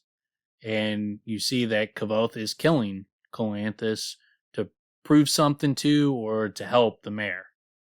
So he's killing a Calanthus for the mayor's benefit. So that's a subtle, if Rothfuss is subtly writing something in there, showing that Kvothe is killing Calanthus to help the mayor. If Kvothe were to kill Roderick, that would also be for, that would benefit the mayor. So that is one piece of information. But then we also have Caesura, or Caesura, the sword he gets. It's Caesura is something they use in Eldvintic verse. It's a break in the line called a Caesura. This is what Sim explains. The break in that line of poetry that he reads, it's called Caesura. So it's a break in the line, an Eldvintic break in the line. And so the Calanthus is the Eldvintic name for Flits. So if Kvothe were to kill Roderick with Caesura, that would be breaking the Calanthus line, an Eldvintic line, a Eldvintish line. It would be a break in the line of that family tree. And so Roderick is Calanthus. Correct, yes. Also. Yeah, I mean, that was he's 100% Calanthus. That's what I just should state it. Yeah. But yeah, that's what I just read. That was the first thing I read. Like, because he goes, Kvothe, that's what I was saying, where Kvothe was like, It's also the surname of the Yeah, royal line of correct. Ventus. Yeah, Alvaron tells him, yeah. yeah. So those are two big pieces of information, because obviously the fact that those are too symbolic, there's some Why say symbolism it? as far Why as point it out if you're not pointing something out, correct. Yeah, right? yeah, yeah. Why are those birds called Calanthus? I mean, it's the fact that it would fit nicely if there's a symbolic thing between Kvothe killing a Calanthus for the Maer, to protect the Maer or to benefit the Maer, to save the Maer, to prove something to the Maer. That's really what he was doing. He was killing the Calanthus to prove something to the Maer. And then Caesura is a break in the line, an Eldventic break in the line. He's a family that goes very far back, the original Eldventic line. And this, if Caesura was to kill the Calanthuses, that would be a break in the royal line. As like he mentions, Maer Alvaron mentions that, this is the the surname of the royal line. He even describes it as the royal line. So this would be a break in the line. So there's The way he states it, yes, even further sort of pushes the reader in the direction that you're going in. Yeah, and so and the fact that the way Kvothe talks about the sword, it lends you to believe that it's destined for some major shit, because when he's like, Bichette took the scabbard from the wall and sheathed the sword. Then she turned and held it out to me. This is named Caesura. Caesara. And he's like, Caesura? I asked, startled by the name. Wasn't that what Sim had called the break in the line of Eldventic verse? Was I being given a poet's sword? Caesura, she said softly, as if it were the name of God. She stepped back, and I felt the weight of it settle back into my hands. Sensing something was expected of me, I drew it from the sheath. The faint ring of leather and metal seemed a whisper of its name, Caesura. It felt light in my hand. The blade was flawless. I slid back into the sheath, and the sound was different. It sounded like the breaking of a line. It said Caesura. And so when he sheathed it, it sounded like the breaking of a line. There's another, this symbolic fucking aspect of the writing where all these things, symbolize a sword breaking, the line in an Eldventic line. So these all kind of symbolize towards Kvothe killing the King Roderick. And then you have, how many have carried Caesura over the years? Caesura, she corrected me sharply. Do not presume to meddle with her name. It means to break, to catch, and to fly. I looked down at the sheathed sword across my lap. I felt the weight of it, the chill of the metal under my fingers. A small sliver of the smooth gray blade was visible above the top of the sheath. How can I say this so you can understand? Caesura was a fine name. It was thin and bright and dangerous. It fit the sword like a glove fits a hand, but it wasn't the perfect name. The sword's name was Caesura. This sword was the jarring break in a line of perfect verse. It was the broken breath. It was the smooth and swift and sharp and deadly. The name didn't fit like a glove. It felt like skin. More than that, it was the bone and muscle and movement. Those things are hard. Those things are the hand. And Caesura was the sword.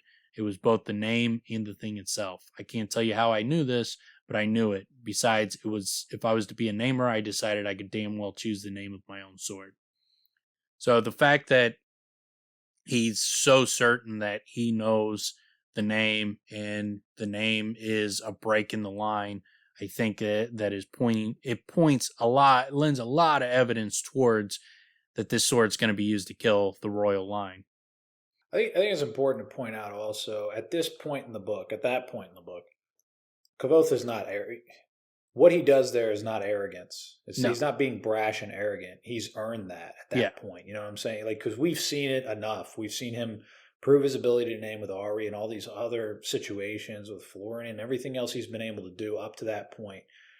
He's in his own, and he's become anew. You know what I'm saying? And he's branched out, and we know he has greater abilities. And the confidence, I'm so glad you read that, because what I always remembered was the back and forth of Caesura, Caesura, Caesura, Caesura, where it's like they both complement one another and they both fit. But the Yeah. way that he states it is one is the name. It is Yeah. the name. It's not what they think it is, not what they've bestowed upon it. It is actually the name. And it's very close, which is fucking great.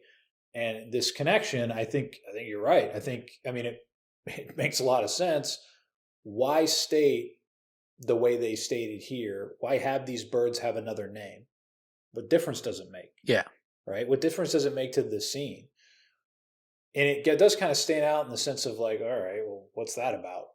And, why is that there? And then the way it is stated of the Eld Ventic, and that Alvaron says also surname of the royal line of Ventus, and then you get this break in the line, and then even say Sura, say Sura, it's a break, like you said. I mean, both of them mean break, right? And then one is like the poetic break. Yeah, it's fuck. Yeah, it's one I like a lot. It's the only theory on as far as the king that I've come across. I can't even remember. I saw it on Reddit. It was in a comment, so I don't even know where the fuck how to find it to even even credit who came up with it. But I saw the comment and years ago, and I was like, yeah, this is the theory that makes the most sense. Immediately, I was like, yeah, this has got to be it. Like, why is there that symbolism? Why is there so much symbolism? Yeah. And then you also have, the fact that Maer Alvaron is likely the penitent king. The group that comes into the bar that beats the shit out of him, they have the same colors as the mayor. As Maer Alvaron. They described it as blue and ivory. Yeah, like theirs were like blue and white, and theirs were like sapphire and ivory, and they were blue and white. So same colors, and then also they're using Ventus currency, so they're a Ventus, from the Ventus army, and you have the fact that they go. The mayor tells Kvothe when he gets back from the Adem, and he goes to see the mayor, he's wearing his sword at his hip, and the mayor chastises him. He was like, but, at the king's, in King Roderick's court, it's unseemly to not wear a sword. And he's like, well, you're not in his fucking court, and you're not a gentleman. Because he was like, it's unseemly for, a gentleman to be seen without a sword. And he's like, well, first off, you're not a fucking gentleman. It's like, don't get it fucking twisted. And he was like, and two, you're not in his court. And he was like, it's a barbaric custom that is going to come back to, basically to bite the King Roderick in the ass. And so I think that is another hint towards that Kvothe is going to get close to him with the sword and fucking kill him. Like that's like Chekhov's gun at that point once he says that line. When you say close to him, you're talking about Roderick? You're talking about the mayor? Roderick. I think Kvothe's going to kill Roderick, right. So I think that when the mayor says at this point. When the mayor says like, that allowing people to get close to you with a sword is going to come back to bite him in the ass. Oh yeah. I got you. Right on. So I think that is I think that's Chekhov's gun at that point. I think it is going to come back to bite, Roderick in the ass.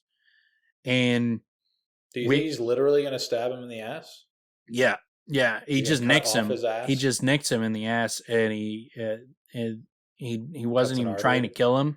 He was just trying to teach him a lesson. So he just like scratched him on the ass with his sword just to show, like, dude, I own that ass. If I wanted to, I could fucking take it. And so he just scratched him. Then the dude gets an infection and fucking dies. Gets gangrene of the ass, and you can't come back from that. Interesting. Yeah. I was going to say maybe he has the extraordinarily rare occurrence of an artery in your butt cheek, which I don't think anyone has, but he just happens to have it and just fucking bleeds out. It's like cutting the jugular for him, for Roderick. Yep. Yeah. So, yeah, it's just one of those two things. But, yeah, so we also, a couple of things I think that, could happen. So, the fact that I think the mayor is the penitent king, I think Roderick is the king that gets killed. So what I could see happening, here's like, I'm not saying this is how it's going to happen, but here's how you could tie all the whole fucking overarching theories together. It could be a situation where let's say Ari is a princess that needs to be rescued from the Barrow King to get behind the four-plate door to get into Faerinial. Kvothe needs the Lackless box.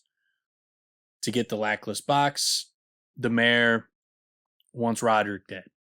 And it could be that, because Kvothe says everybody has killed deserved it. So it could be that, it could be that he doesn't kill Roderick, that, he's sent, and maybe he's sent to the Roderick with Dagon, and Dagon kills him or something like that.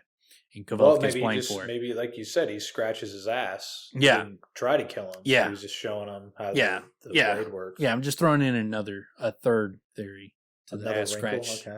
The ass scratch theory. But yeah, so maybe he doesn't kill him. Or maybe if there's a reason he kills him, maybe that Ari is, part of, is Roderick's daughter. Maybe she's a princess to Roderick, and Roderick's her dad, and she's trying to get away from him. Maybe he's a fucking psychopath or something. And so to protect Ari, he kills Roderick. But I think there's going to be some aspect of that either he needs to get behind the four-plate door to get to Ari, or to get to Faerinial, or there's going to be some aspect of it's either the Maer asks him to do it, or he just the Ari and King Roderick are tied together. I think there's something like that going to go on. And so if I think the reason that Maer Alvaron is going to become the penitent king is because he's going to have a relationship with Kvothe, who kills King Roderick. And so he's got this relationship with these Arcanists. And so he's going to become the penitent king, and to go against these heathens who are performing magic. And he's going to align with the Talons. I think the real reason he's going to align with them is just a pure power move. We'll join our forces. The Talon Church, you guys join us. We'll build you guys back up to that powerful fucking empire that you were before with the Aetern Empire. I'll help you build that back up, and then you help me conquer Vent and become the king of Vent. And so I think that's why he's going to become the penitent king. Is it's going to be a power move. I don't know exactly what's going to spark it, what's going to initiate it, but I think that's likely that they're going to get together because of that. I think Kvothe is going to kill Roderick either on the Mayor's behalf, or because of Ari, or he doesn't even kill Roderick. It's just the Mayor sets him up or something like that. So I think Roderick those are likely. Isn't Roderick sort of the direct ruler over the Mayor? Like that's the only person over the Mayor, right? Yes. Well, that would make sense. If Roderick is out, that would be the only motivating factor that would be needed. 100%. Yeah, he 100% wants the Mayor, wants Roderick out of the way. Without a doubt. What I'm saying. To the point where he's not even needs is the motivating factor to then align with whomever to make it to give himself the role that he thinks he's owed. Yeah. Right. Yeah. If it's lining up with the Talon Church, so be it. Yeah. Right. Yeah, it would just Whatever be, that's what I mean. It'd be like just a power move to help him conquer and become the king of Vent. Because obviously there's a civil war going on, so there's another force that he's fighting against. So, there would be partnerships and that kind of alliances to gain power. And so I think he just makes an alliance with the Talon Church. And I think, but the reason why the penitent king is, I think, it can't be as simple as they go and tell people, I'm becoming the penitent king so that they join my side. There has to be an excuse for it. So I think the excuse could be that, he's had a relationship with Arcanus. He's had a relationship with Kvothe, the Kingkiller. And so it could becoming seem like penitent to renounce those, like he could have sent if the Kvothe on his behalf to go meet with Roderick, and Kvothe kills him. Dead. Yeah. So now he's got to be penitent for that. Yeah. So it'd be like, well, that's not what I sent him for. Correct. But I'm the best ruler you're going to have at this point. Correct. Yeah. So I think there's going to be aspects of either something like that, something with Ari, But I think the reason he's the penitent king is because he joined with the Talons to help conquer and become king of Vent in the Civil War.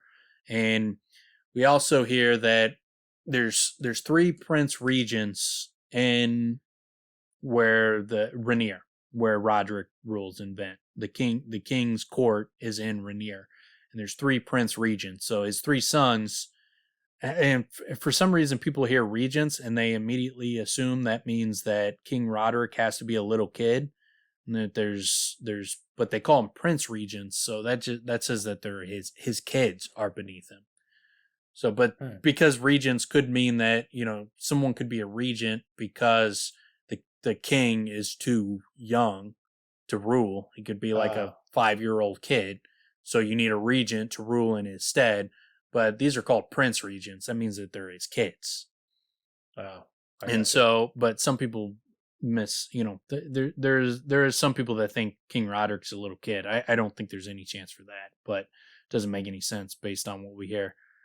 Especially the way the mayor talks about him. He does not talk about like this some boy king. Yeah, and that's not.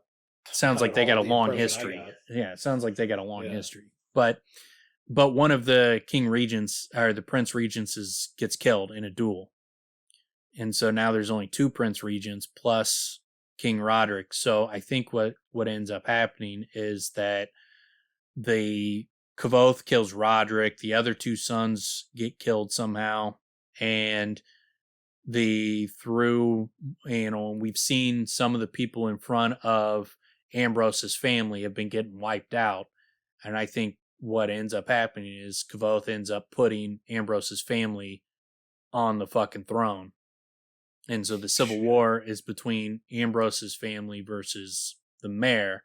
But I think what will end up happening is Kvothe will come out of Faerinial. I think that, I shouldn't say I think what's going to happen. This is just a scenario I could see happening is Kvothe kills Roderick. He goes in to save Ari, and he's in Faerinial. Maybe Denna's there to help him. Maybe the reason Denna was in Severin was to get inside the Lackless box. So her patron had her there and was teaching her Yillish knots so she could get in the Lackless box to steal what's inside it, because he wanted her to eventually get behind the 4-plate door to get into Faerinial, maybe to release Ajax behind the doors of stone. But I think that something along those lines where it's Denna and Kvothe and Faerinial against King Phasia. Something happens where he saves Devi and Ari, and Denna has to sacrifice herself. Something happens, obviously. And then he comes out after a disaster, and the doors of stone get opened up. So a disaster happens, and when he comes out, I think he's going to run into Ambrose, who has been lifted up as now he's the fucking king's son. And he comes at Kvothe at a time after this massive disaster has just happened. And Kvothe is coming out like he's just lost probably Denna. Either she's sacrificed herself, he caused her death, he had to kill her, something happened.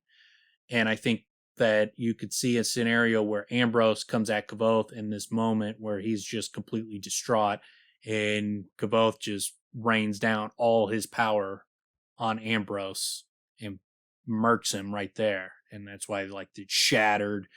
It's talked about. It's this big moment that people are still talking about and everything. And this is why he had to go in hiding.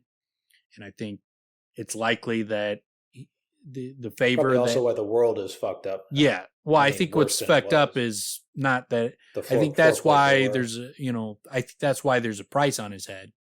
But I think but I think the reason the world's fucked up is because he killed a king, and because he opened the doors of stone. Open the doors of the Grail. Yeah, so I think those are separate matters on why the world's fucked up. I think the price on his head is probably for killing Ambrose,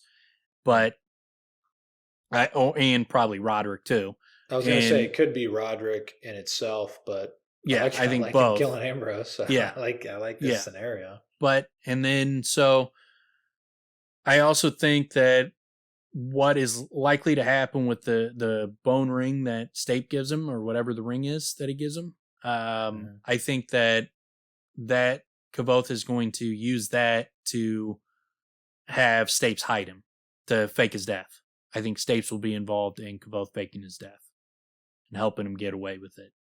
Because I think the Maer is going to be the penitent king, and I think that the Maer is going to want Kvothe dead to pay for his crimes for killing King Roderick, because he's got to play that role. And Stapes is going to be the guy that Kvothe can go to, who can be like, dude, come on, man. Like, he's fucking me over. You know he's fucking me over. And Stapes bails him out and like helps him fake his death to get out of the situation. I like that in the sense that to legitimately fake his death in a way that's looked upon as super legitimate. I think that could be what strips him of powers. That could be why he's, in Noir. He can't do shit, right? So, I mean, it think, ties up a lot of things. Yeah, I mean, it could be that Stapes is involved in helping him fake his death, but also too, I think Ari is going to be involved in changing his name, because I think that's in her book. She's like, there's going to be a time where he needs me to change his name. So I think it's going to be a culmination of like Ari changes his name, Stapes puts him in hiding. Now he's just fucking chilling, in the bar after it fucked up the world, and then he pinned himself into a corner too, where he can't even fucking do anything to fix it. Man, that's where's the boy band? That's that's before. Obviously, they gotta have it's in there. Yeah, like if he's killing Ambrose at the end, Ambrose, obviously there's a build up and a fucking high followed by a crash, and then they at the end of the books they meet together in heaven, and it's like, well, you know my name. They do a little acapella. Yeah. Okay. All right. Yeah. Yep. And they see each other in heaven. I dig it.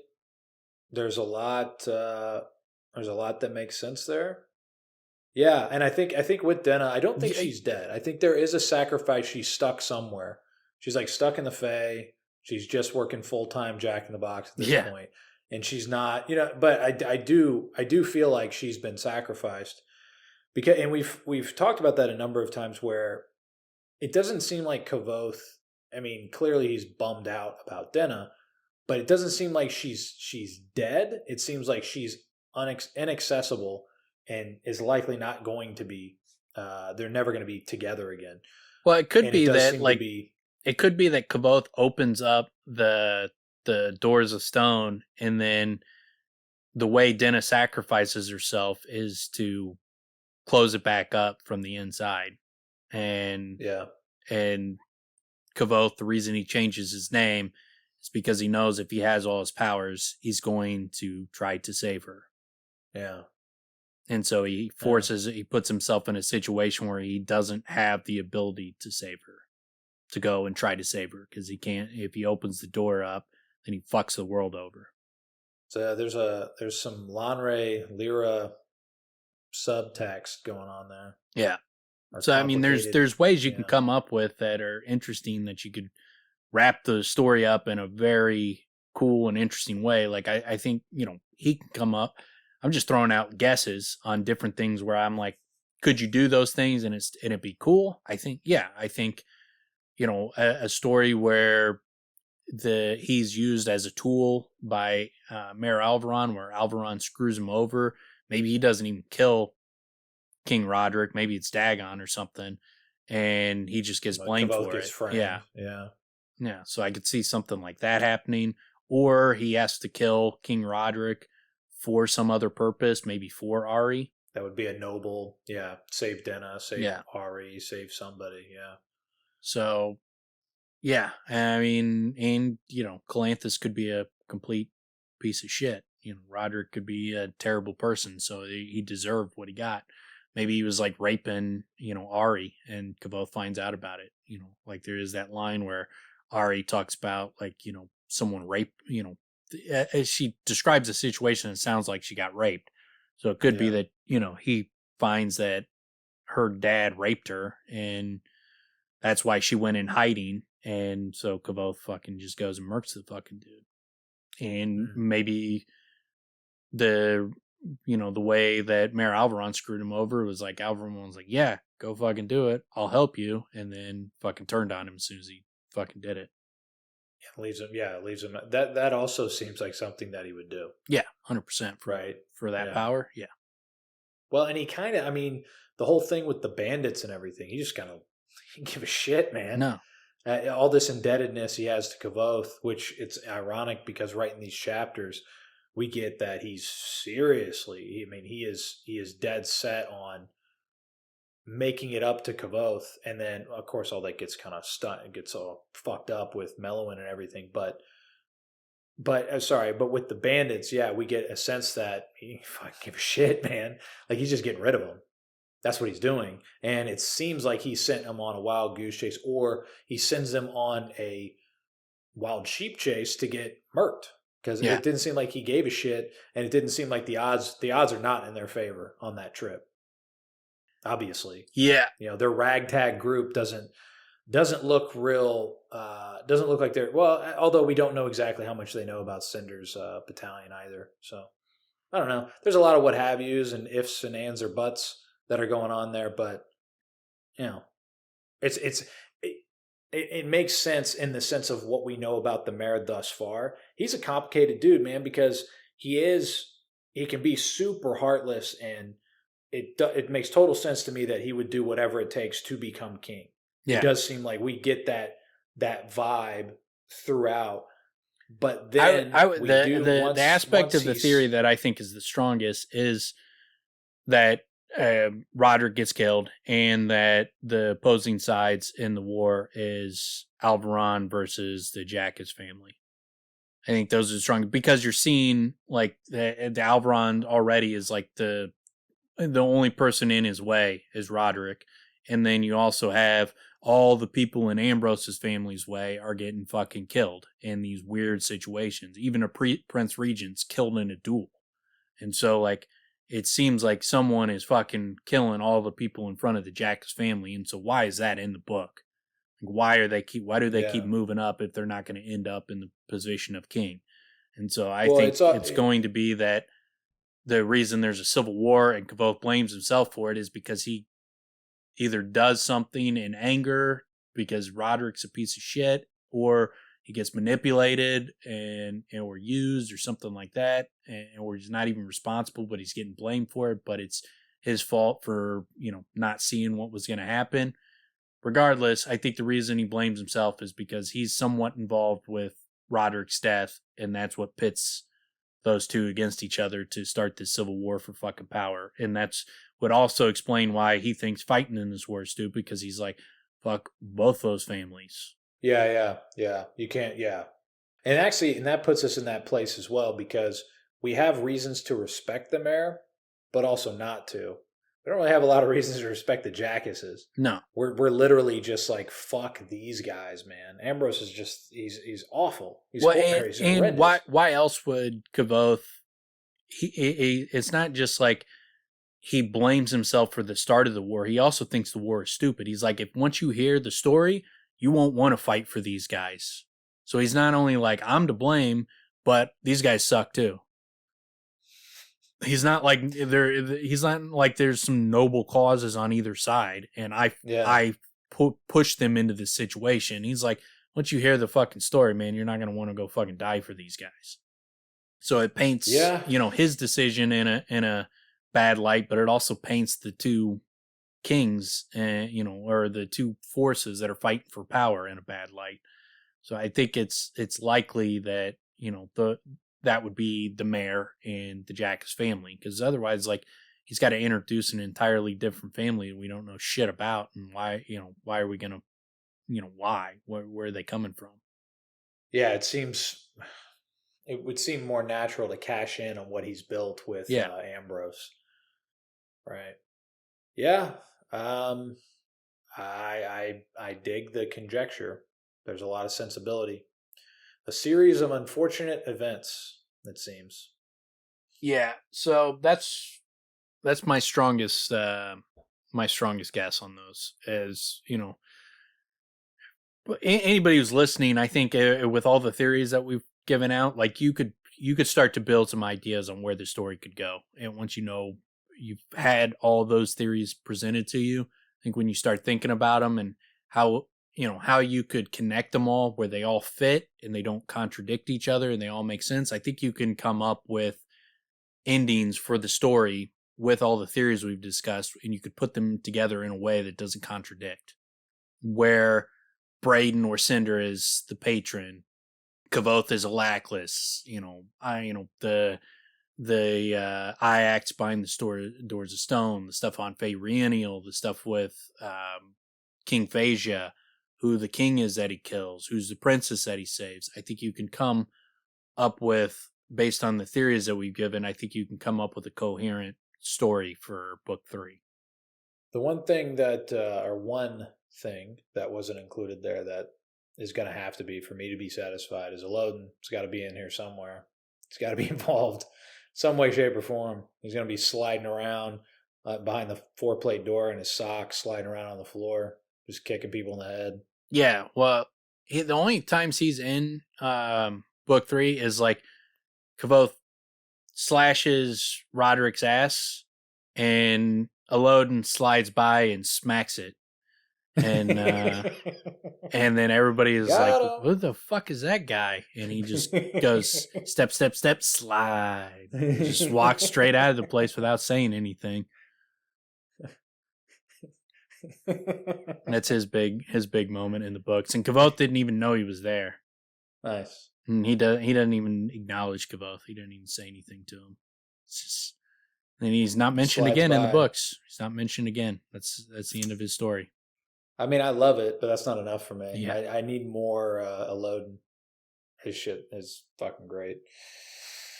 What about Puppet, man? Where's he fitting in? He's got to do something. Everybody thinks he needs to do something. Yeah, well, I can't write 1,000 pages. I'm giving you the fucking bullet points.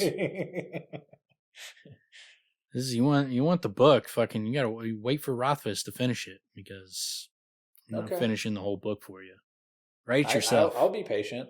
I haven't, dude. I feel I'm pretty proud of the fact that I haven't sent a text, a tweet, or an email to Rothfuss saying, "Hey man, can you finish this, please?" Yeah. It's always a cool thing to do. Yeah. Hey, so when are you going to be done with this? Have you finished that yet? Like, I like when people are like, he doesn't even give updates.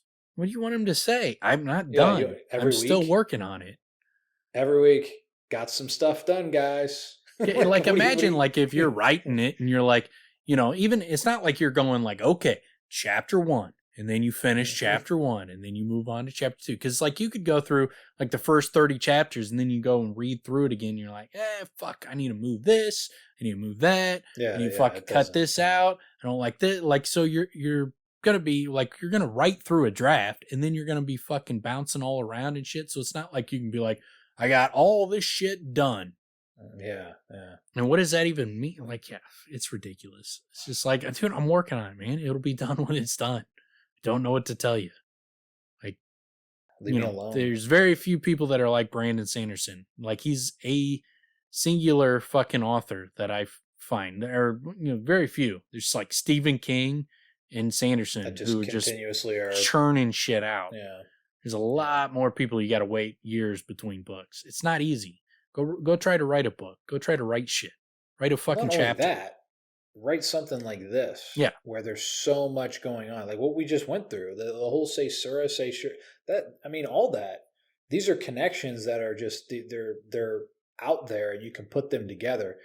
It's not simple to just, go through in one draft. No, not at all. But, yeah. So the expectations are pretty absurd that people have. Yeah. Well, just send me a draft, dude. Just send me it. I mean, it's cool. I'm not going to share it with anybody. I love those claims. It's fucking absurd. Like, I promise, man, I won't do anything with it. But so they, to finish up this chapter, a guard comes busting in the door and starts closing up the windows and locking all the doors because when they tried to go into Caudicus's room, he had laid traps for him.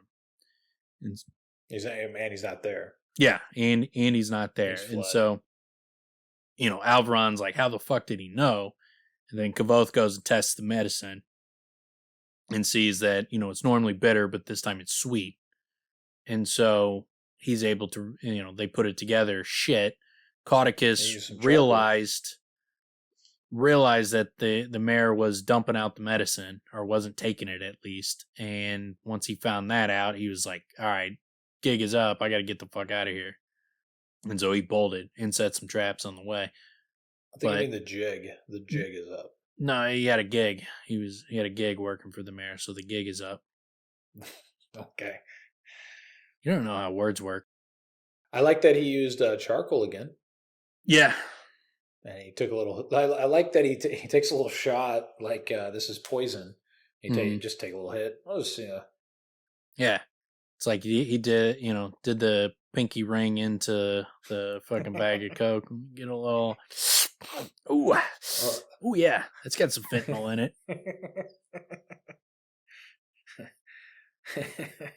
Me shove some charcoal up my nose to counteract the fentanyl. But it is pretty cool. How he works that out. The fact that Caudicus is, because it's funny, because sometimes I would think back and I'm like, Caudicus really wasn't that careful, but he was. I mean, he knew what was going on, to the sense that he figured out and fled before. Yeah, well, and like, how's the fucking mayor getting better when you're poisoning him every day? Like, he should be getting worse. He's like, obviously, he was trying to take him out at that point, it seems. And so when the mayor starts getting better, he's got to be like, what the fuck's going on? Why isn't he getting worse? And so he tested it. So yeah, and then we get, the Kvothe, he tells him like, hey, look, you deserve your own lands, your own titles, like you should be getting a super reward. Said, unfortunately, this need for silence also precludes my giving you a reward you all too richly deserve. Where the situation differed, I would consider the gift of lands a mere token thanks. I would grant you title too, the power my family still retains from the controlment of the king.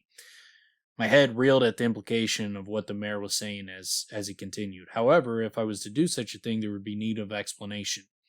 And an explanation is one thing I cannot afford. Alvaron extended his hand, and it took me a moment to realize he intended for me to shake it. One does not typically shake hands with the Mayor Alvaron. I immediately regretted that the only person present to see it was the guard. I hoped he was a gossip. I owe you a great debt. If you were ever to find yourself in need, you shall have at your command all the help a grateful lord can lend. So I do think Kvothe is going to call on that. And I think it's because there's going to be something to do with Roderick. And I think the mayor is going to either set him up or throw him under the bus. I love picturing when he's like, when he shakes the mayor's hand. I love picturing he's like coughing extraordinarily loudly, or like waving his arm, like, "Hey everybody! Yeah. Hey everybody!" Trying to get as much attention as he can. I see, Mayor Alvaron, your hand is out in front of me. Are you suggesting that I should shake it right now? Okay, I am going to shake your hand. I am currently shaking your hand, Mayor Alvaron.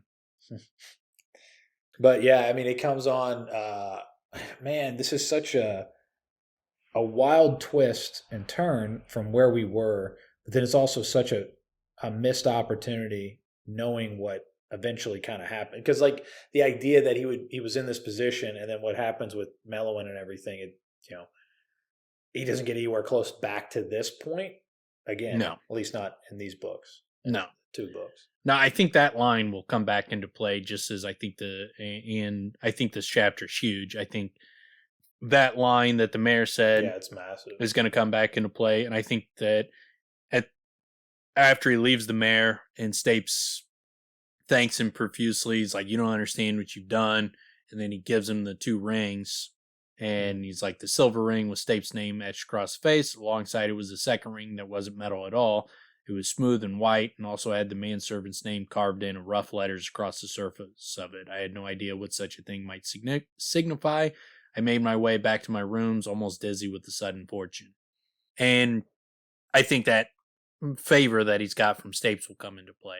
And, when you think about what would be a favor that he could ask for Stapes is, he needs someone to help him fake his death. And I think Stapes would be in a position to do that, especially if the mayor wanted him dead. And so he could have Stapes help fake his death and sell that to the mayor. I will say because the mayor would believe him too. The mayor, if Stapes said Kvothe is dead, and Stapes told the mayor that, the mayor's gonna fucking believe Stapes. Yeah, yeah, and well, I was gonna say also Stapes does seem. Just by the mere fact that he's not the mayor, he's not in the mayor's position, but he's in the position he's in. He's much more accessible than the mayor is. So and then it does seem like he. With the bone ring and all that stuff, he's very genuine about, I owe you whatever, the greatest of loyalties. That's an interesting twist you're mentioning, though, because, that would make sense because of how powerful the mayor is, why he couldn't go to the mayor for something. Instead, he could go to Stapes. It would be that complication of, well, he can't go to the mayor, and this is why. Yeah, because the mayor wants him dead. Yeah, the mayor wants him dead, and then he needs, because obviously the reason he's faking his death is he wants to convince these powerful people that he's dead. And so there's not a more perfect person to convince the mayor that Kvothe is dead than Stapes. Stapes owes Kvothe a favor. So that's how I come to that conclusion. It's like, if you needed to convince the mayor you're dead, having Stapes in your back pocket would be the way to do it. Yeah. Yeah, that's that's pretty solid connection. Yeah. So I think all that shit, if you disagree with it, it's because, you're wrong and your brain doesn't work very good. I would say if you disagree, send some shit, man. Bring up your points. Send me stuff. I want gifts for your ignorant, stupid views. You should send me gifts. I agree with Tim. You should send me gifts for disagreeing with me. Is that a GIFS or is that with a T? No, gifts with a T. And don't send me a gift with like a holographic GIF. Like, don't be some douche. Send me like a good gift. I honestly, though, I am open to read all different types of theories. Even though I haven't really engaged in that much, it is definitely interesting. I like that's one of the things that we were talking about a moment ago when people are like, when's it going to be done and shit. I love all this speculation. It's great. Yeah. It's cool fun. Making all the connections and everything. And, it's fun talking about it because once the book comes out, that shit's over. There's no more guessing. That's one of the things that's actually a little bit disappointing. And that's one of the things that's so funny to me about how bummed people are about it not being done. Like, that's one of the great things about it not being done. Yeah. Well, it's going to be it's going to be one of the cool things with the podcast is if we weren't doing the podcast, when the third book came out, I would just plow through it. I would just blow through it. And I read Wise Man's Fear in 2 days. I would read that shit in a day or two. I can knock out 500 pages a day, no problem. And so I would do that. And then, but this will force me to read it a couple of chapters, like, 3-4 chapters at a time, or two chapters, however long the chapters are. But just read it piece by piece. And then that way I can read it, see if there's any new information, try to dive into it and see if I can just slowly but surely confirm theories, change them, adjust them, add new ones, and just continue to guess where I think things are going to go as I read along. Yeah, it's pretty cool, man. And I've never actually had that. I've never done that. I've never had a series of books that I'm reading that I've been waiting so long for the next book that I can spend that time to like speculate on it. And then once it comes out, it's just fucking talk about a gift.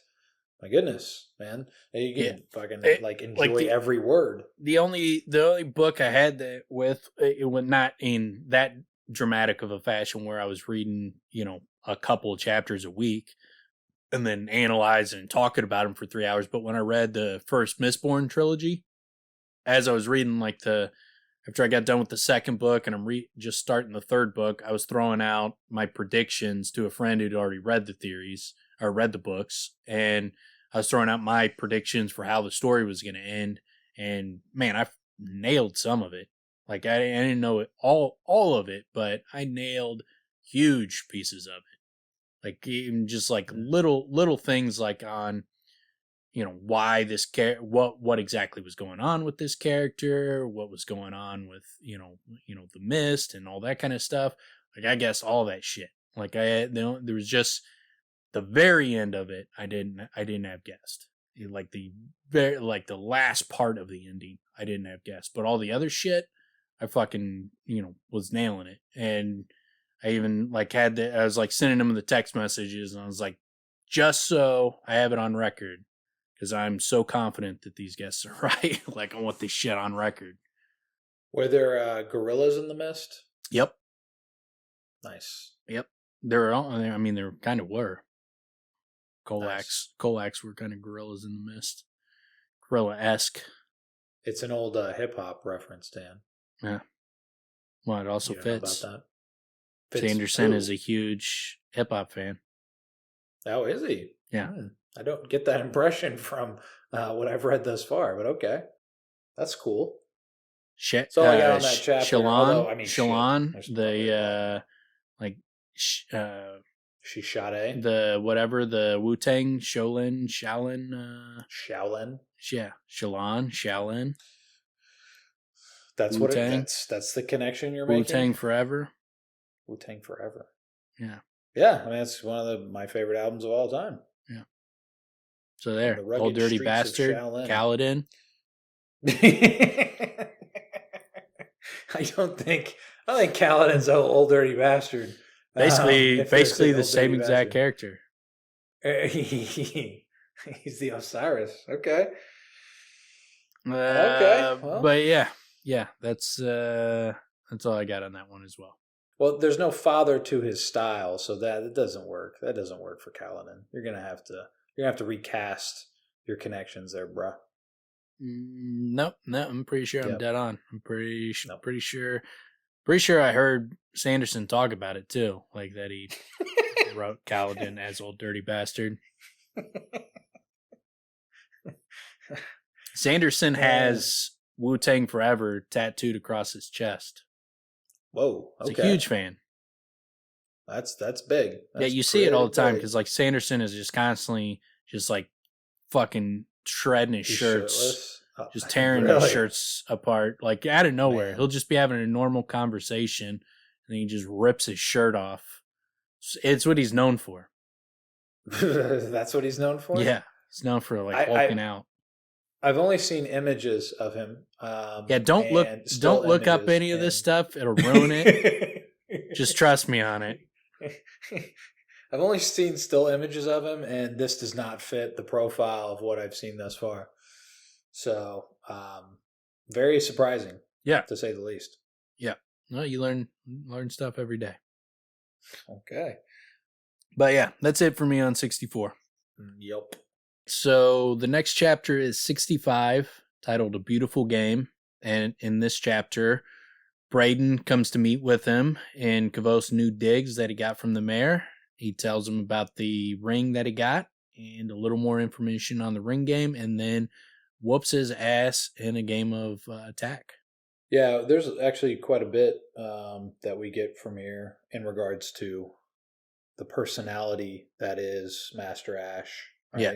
Which we've talked about before, and again, it emphasizes how much closer Kvothe, how much progress he's made with the Maer is really insinuated quite quickly with how much bigger his rooms are and all that stuff. There's a very Rothfuss move here, which I like a lot, that he talks about his new digs, as you called them.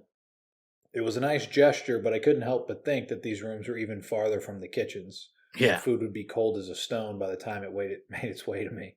So, I mean, super nice rooms and all, but you're basically getting cold food, period. Well, turns out he was wrong. Like, he gets the food and it's fucking piping hot. And it's like, yeah, they're not bringing Maer Alvaron fucking cold room. His room is connected to Maer Alvaron's.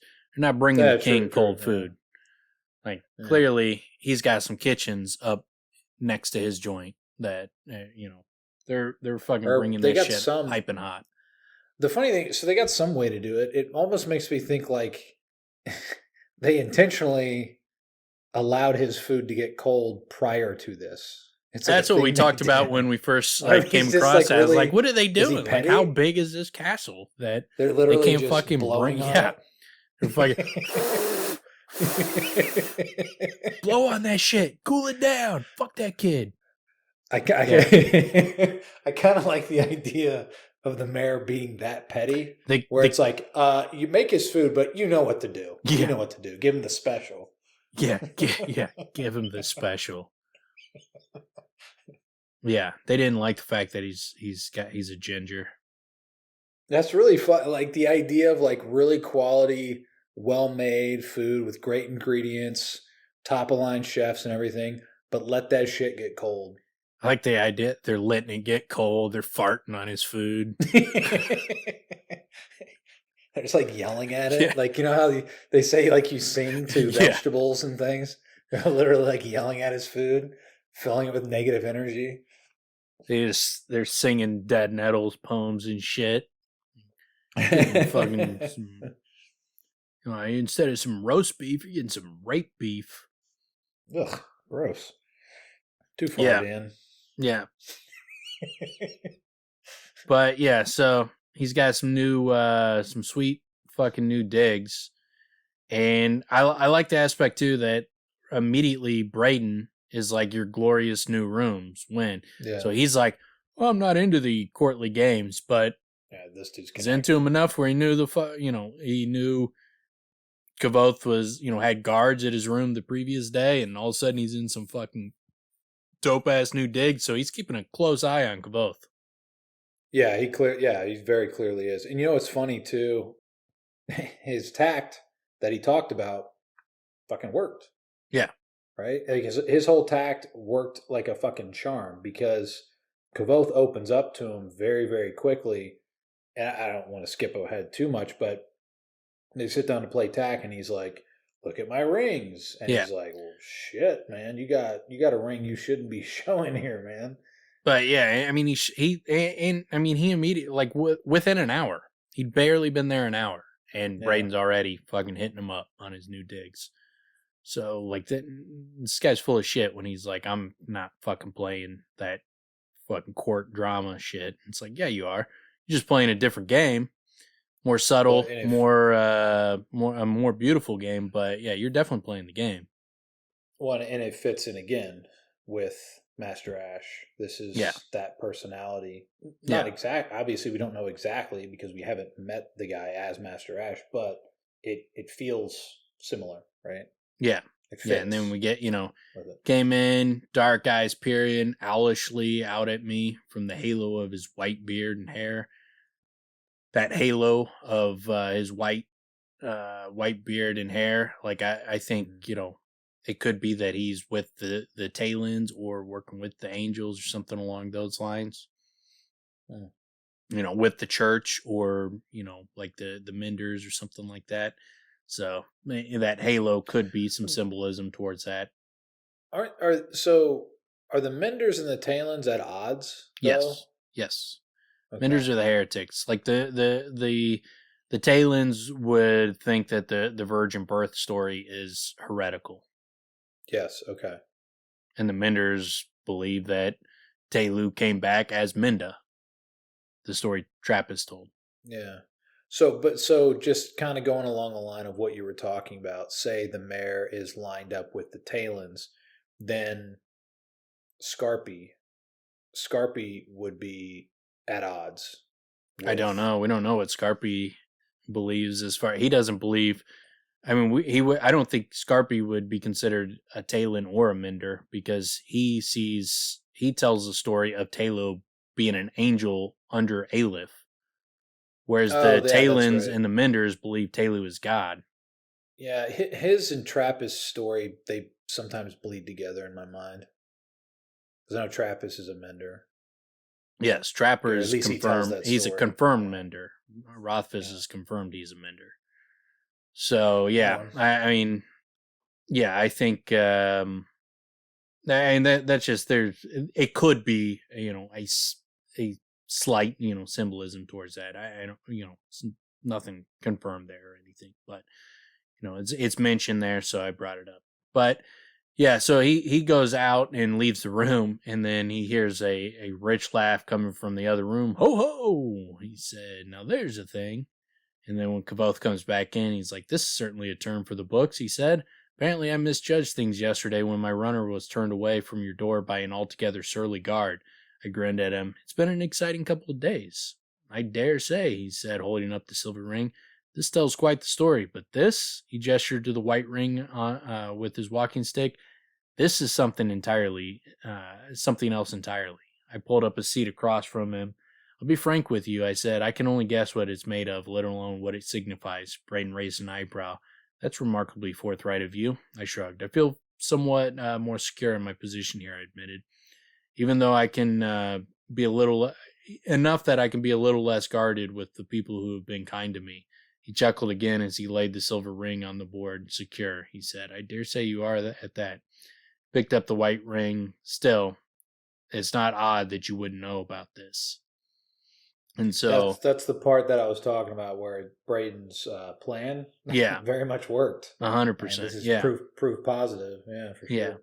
yeah. Kvothe is opening up to him, and then tells him, like the rings go further back, and before it started with as a game for the common folk, and this was before they were using metals, and so.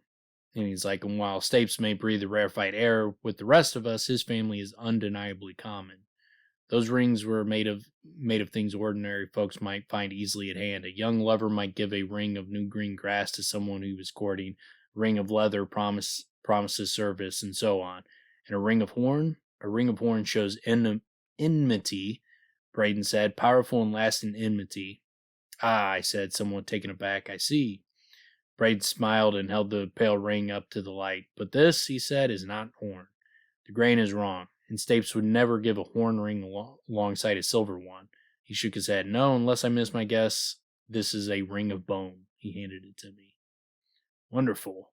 And that means what? That'll stab me in the liver and push me down a dry well?" Which is ridiculous. The dude gave you a silver ring. And he thanked you and was like, "Dude, you're the fucking shit. You don't know how much you mean to me. What you did is the greatest thing ever." And Kvothe was like, "Whoa, is he gonna fucking stab me and fucking throw me down a well?"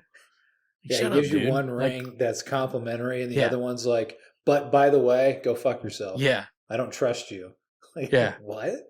That doesn't Like, make any sense, man. he's smiling in my face, and behind my back, he's fucking like sitting there giving me the middle finger. But it's not behind your back. Voodoo hexes on me. It's blatantly in your face. Yeah. That's the thing about these rings. That's I like it. It's it's a really cool tool that he threw in here to the little ranking system, and the personal sort of vendettas, and then like what in terms of the bone ring. I mean, clearly he's indebted. Well, and that's So why it's a cool I thing. also think that it's Stapes is very likely to be involved in helping Kvothe fake his death and to escape the Maer in the process, is because he's like, it's not just a favor. Traditionally, a ring such as this is carved from the bone of a deceased family member, and while I doubt that is currently the case, it does get the point across. I looked up, still slightly dazed by it all, and that is that these things are not given lightly. It's not part of the games the gentry play, and not the sort of ring you should display. He gave me a look. If I were you, I'd tuck it safe away. They make a big deal about this fucking ring. And even at the end, when he's getting kicked out of the court and he goes to give it back, he's like, no. He's like, silver ring, yeah, I got to take that back. But this has nothing to do with the Maer. This is, between us. And that's above my relationship with the Maer. Well, yeah, and I was going to also say it seems like the type of circumstance where it's like once given, he's not going to take it back, and that's a situation where he doesn't. But it's also like doesn't matter what happens, you've done this one thing that I'm indebted to you no matter what. Yeah, and I mean, if he was going to give it back, he'd give it back when fucking, the mayor's wife is like, that dude's dead to everybody. Nobody fucking talked to that dude. And he's like, no, I'm still not taking that back. I still owe you. And so when he cashes that in, he has to cash that in. Why? I mean, there's no reason you wouldn't have this in the books if he's not cashing it in. So when he cashes it in, it's like, what could it possibly be if it's not, to help him, fake his death? Because like, what else is there that's left to come that Stapes would be needed? He's not going to be needed to, like, I mean, maybe it could be like he's needed to like give me access to her lockbox, the lackless box, but I don't think Stapes would be, Kvothe would use Stapes in that way, and I don't think Stapes would appreciate it. I think it would be more a situation like, dude, just help me get the fuck out of here and just disappear. I think Kvothe decides to start a grocery store chain. And who better? Yeah, right? Old Green Thumb. Yeah, who better than Stapes, man? Right? Yeah. Or he's starting a pest control. The pests they're controlling, birds.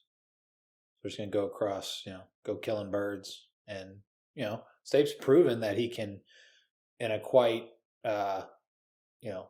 secretive manner. He will dispose of your dead birds. So birds. Maybe Kvothe gets really into killing birds, and he has Stape cover it up for him.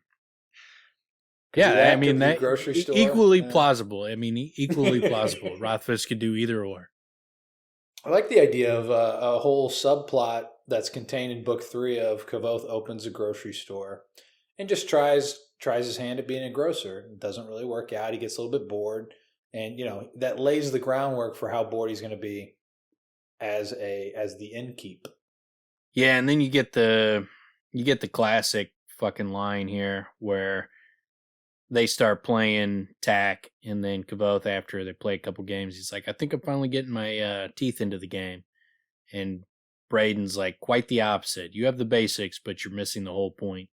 Kvothe's like, I admit it, I said. I nearly had you that last time. He merely scowled and pointed imperiously to the table. I set to it with a will, smiling and humming, sure that today I would finally beat him. But nothing could be further from the truth. Bredon set his stones ruthlessly, not a breath of hesitation between his moves. He tore me apart as easily as you rip a sheet of paper in half. The game was over so quickly it left me breathless. Again, Bredon said, a note of command in his voice I'd never heard before. I tried to rally, but the next game was worse. I felt like a puppy fighting a wolf. No, I was a mouse at the mercy of an owl. There was not even the pretense of a fight. All I could do was run. But I couldn't run fast enough. This game was over sooner than the last. Again, he demanded, and we played again. This time I was not even a living thing. Bredon was calm and dispassionate as a butcher with a boning knife. The game lasted about the length of time it takes to gut and bone a chicken. At the end of it, Bredon frowned and shook his hands briskly to both sides of the board as if he had just washed them and was trying to flick them dry. Fine, I said, leaning back in my chair. I take your point. You've been going easy on me. No, Bredon said with a grim look, that is far gone from the point I am trying to make. What then? I am trying to make you understand the game, he said. The entire game, not just the fiddling about with stones. The point is not to play as tight as you can. The point is to be bold, to be dangerous, be elegant. He tapped the board with 2 fingers. Any man that's half awake can spot a trap that's laid for him. But to stride in boldly with a plan, to turn it on its ear, that is a marvelous thing. He smiled without any of the grimness leaving his face. To set a trap and to know someone will come in wary, ready with a trick of their own, then beat them, that is twice marvelous. Bredon's expression softened and his voice became almost like an entreaty. Tack reflects the subtle turning of the world. It is a mirror we hold to life. No one wins a dance, boy. The point of dancing is the motion that a body makes. A well-played game of tack reveals the moving of a mind. There is a beauty to these things for those with the eyes to see it. He gestured at the brief and brutal lay of the stones between us. Look at that. Why would I ever want to win a game such as this? I looked down at the board. The point isn't to win, I asked. The point, Bredon said grandly, is to play a beautiful game. He lifted his hands and shrugged, his face breaking into a beatific smile. Why would I ever want to win anything other than a beautiful game? Like, why the fuck is that in the book if Bredon plays no larger part?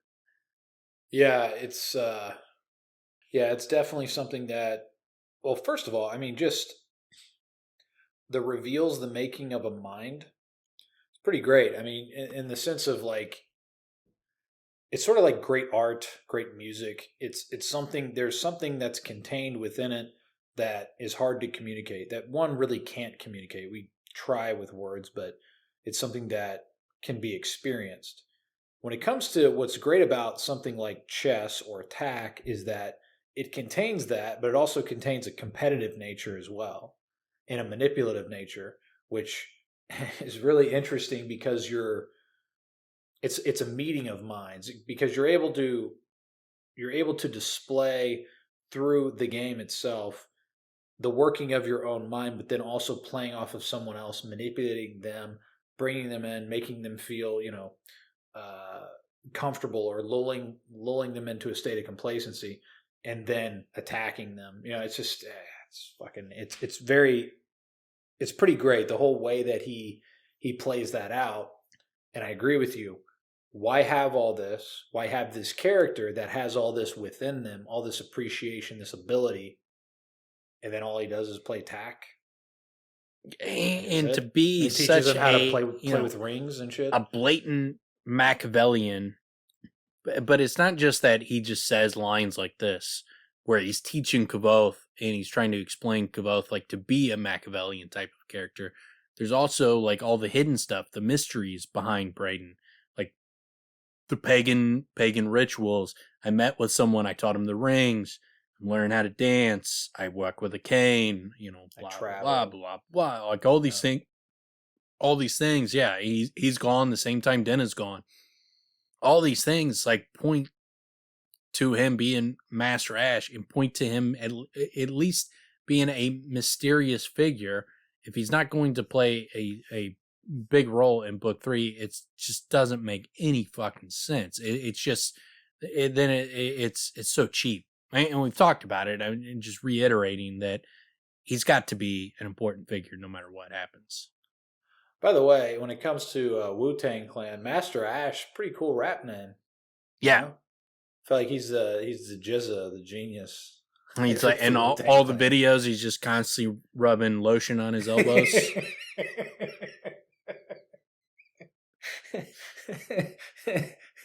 His knees and ankles and elbows. Yeah. He's always getting lubed up, making sure he's nice and moist. I think there was a video, actually it was Living Color back in the day. I think they were making fun of Shabba Ranks. And I think there was a video, like he poured oil on himself or something. I don't know, I can't remember now, but Bill Burr's got a great bit where he's talking about when he discovered the benefits of lotion, and where he was like, his wife's black, and he was sitting there talking about like, ashy elbows is like a black thing, and she's like, "What are you talking about?" And she's like, "Look, put out your arm," and then she like scratched it, and then he just saw the flakes of skin flying up in the air. She's like, "You're ashy too." It's like, we're all ashy. Oh, off of him? Yeah. And so he's like, he found the benefits of lotion to make your skin soft. But it's a hilarious fucking bit. It's I was gonna say, it's like I guess that could be the case, but I don't really give a shit. You know what I'm saying? It's not like something that is ever something that I'd be concerned about. Dry skin is definitely not a racial thing. It's like everybody experiences that. Well, some people's skin is drier than others. Some correct. I don't use lotion. Like I feel like I'd be like an oil machine if I use lotion. I like try to dry that shit up off of me. Yes. My body produces enough oil. Yes. Yeah, I'm the same way. I fucking have to like fucking sink my face up a couple times a day from all the oil. If I had lotion all over me, it would just like get all mucked up in that mess. Can't be good. Yeah, lotion makes me feel like I need a shower. I feel greasy. I don't like it. Don't like it. Well, apparently that means you're not clued into the I don't know. Yeah, the usage.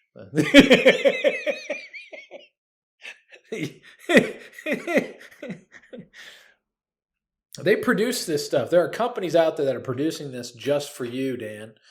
They want this for you, and you are not. You are shunning the industry to your own, out of your own selfishness. That's right. Like, I've had girlfriends, and I've seen how much lotion they use.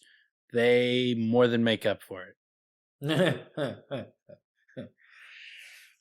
I don't have any use for it myself, but other people do. I'm happy for them. Yeah. So there's always that. But yeah, so what do we got next week? So next week we'll get into the Maer. We'll tell him, what he needs to do to start hooking up with his aunt. So he teaches Kvothe how to get in his aunt's pants. And Kvothe goes on a date with his aunt, which is very uncomfortable for me. And some more stuff with Denna. So we're getting into the latter half of his time at the Maer's spot in Severin. Getting to start moving into the latter half of it now. Oh yeah, I forgot that it is. They even I think there's even mention of the bandits. Yeah, but there was these bandits on the road. Mm-hmm.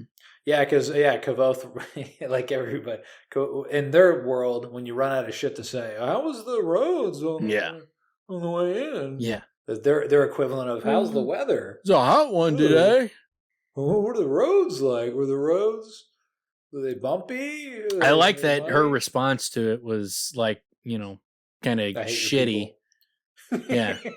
Her response to it was shitty. She immediately dennised him with the fucking, you know how it is with these fucking rude pieces of shit on the road.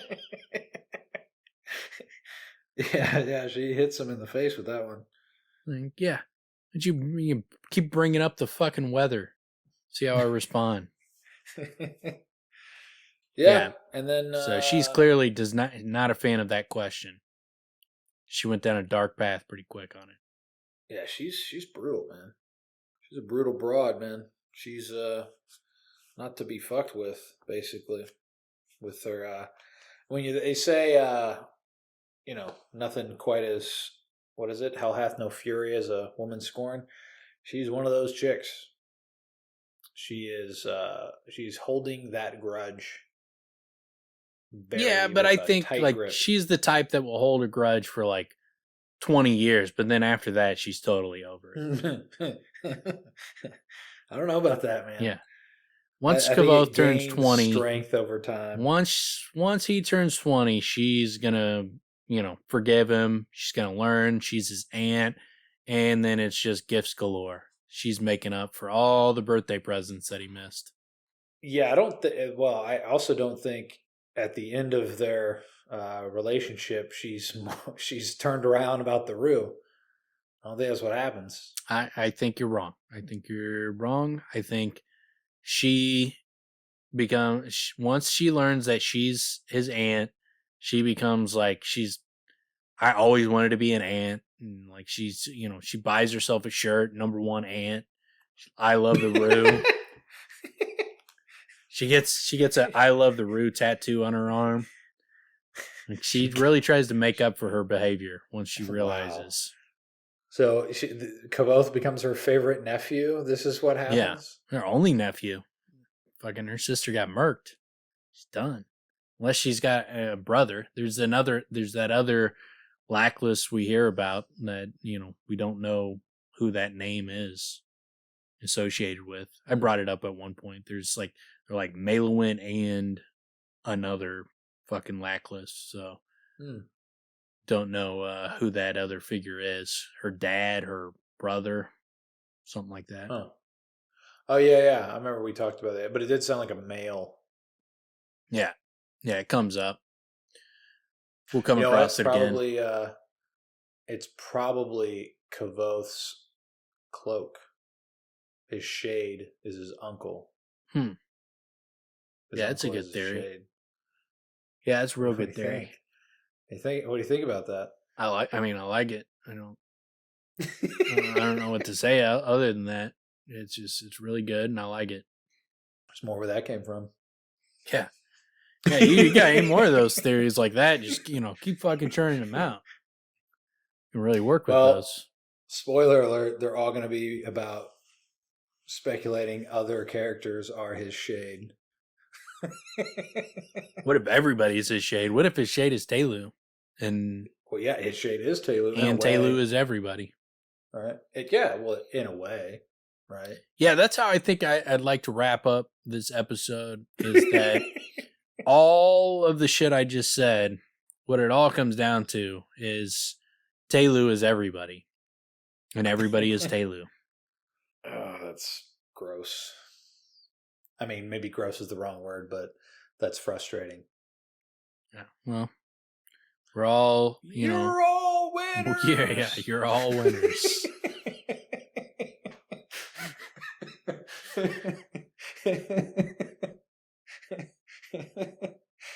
There you guys go. You guys are all winners for listening.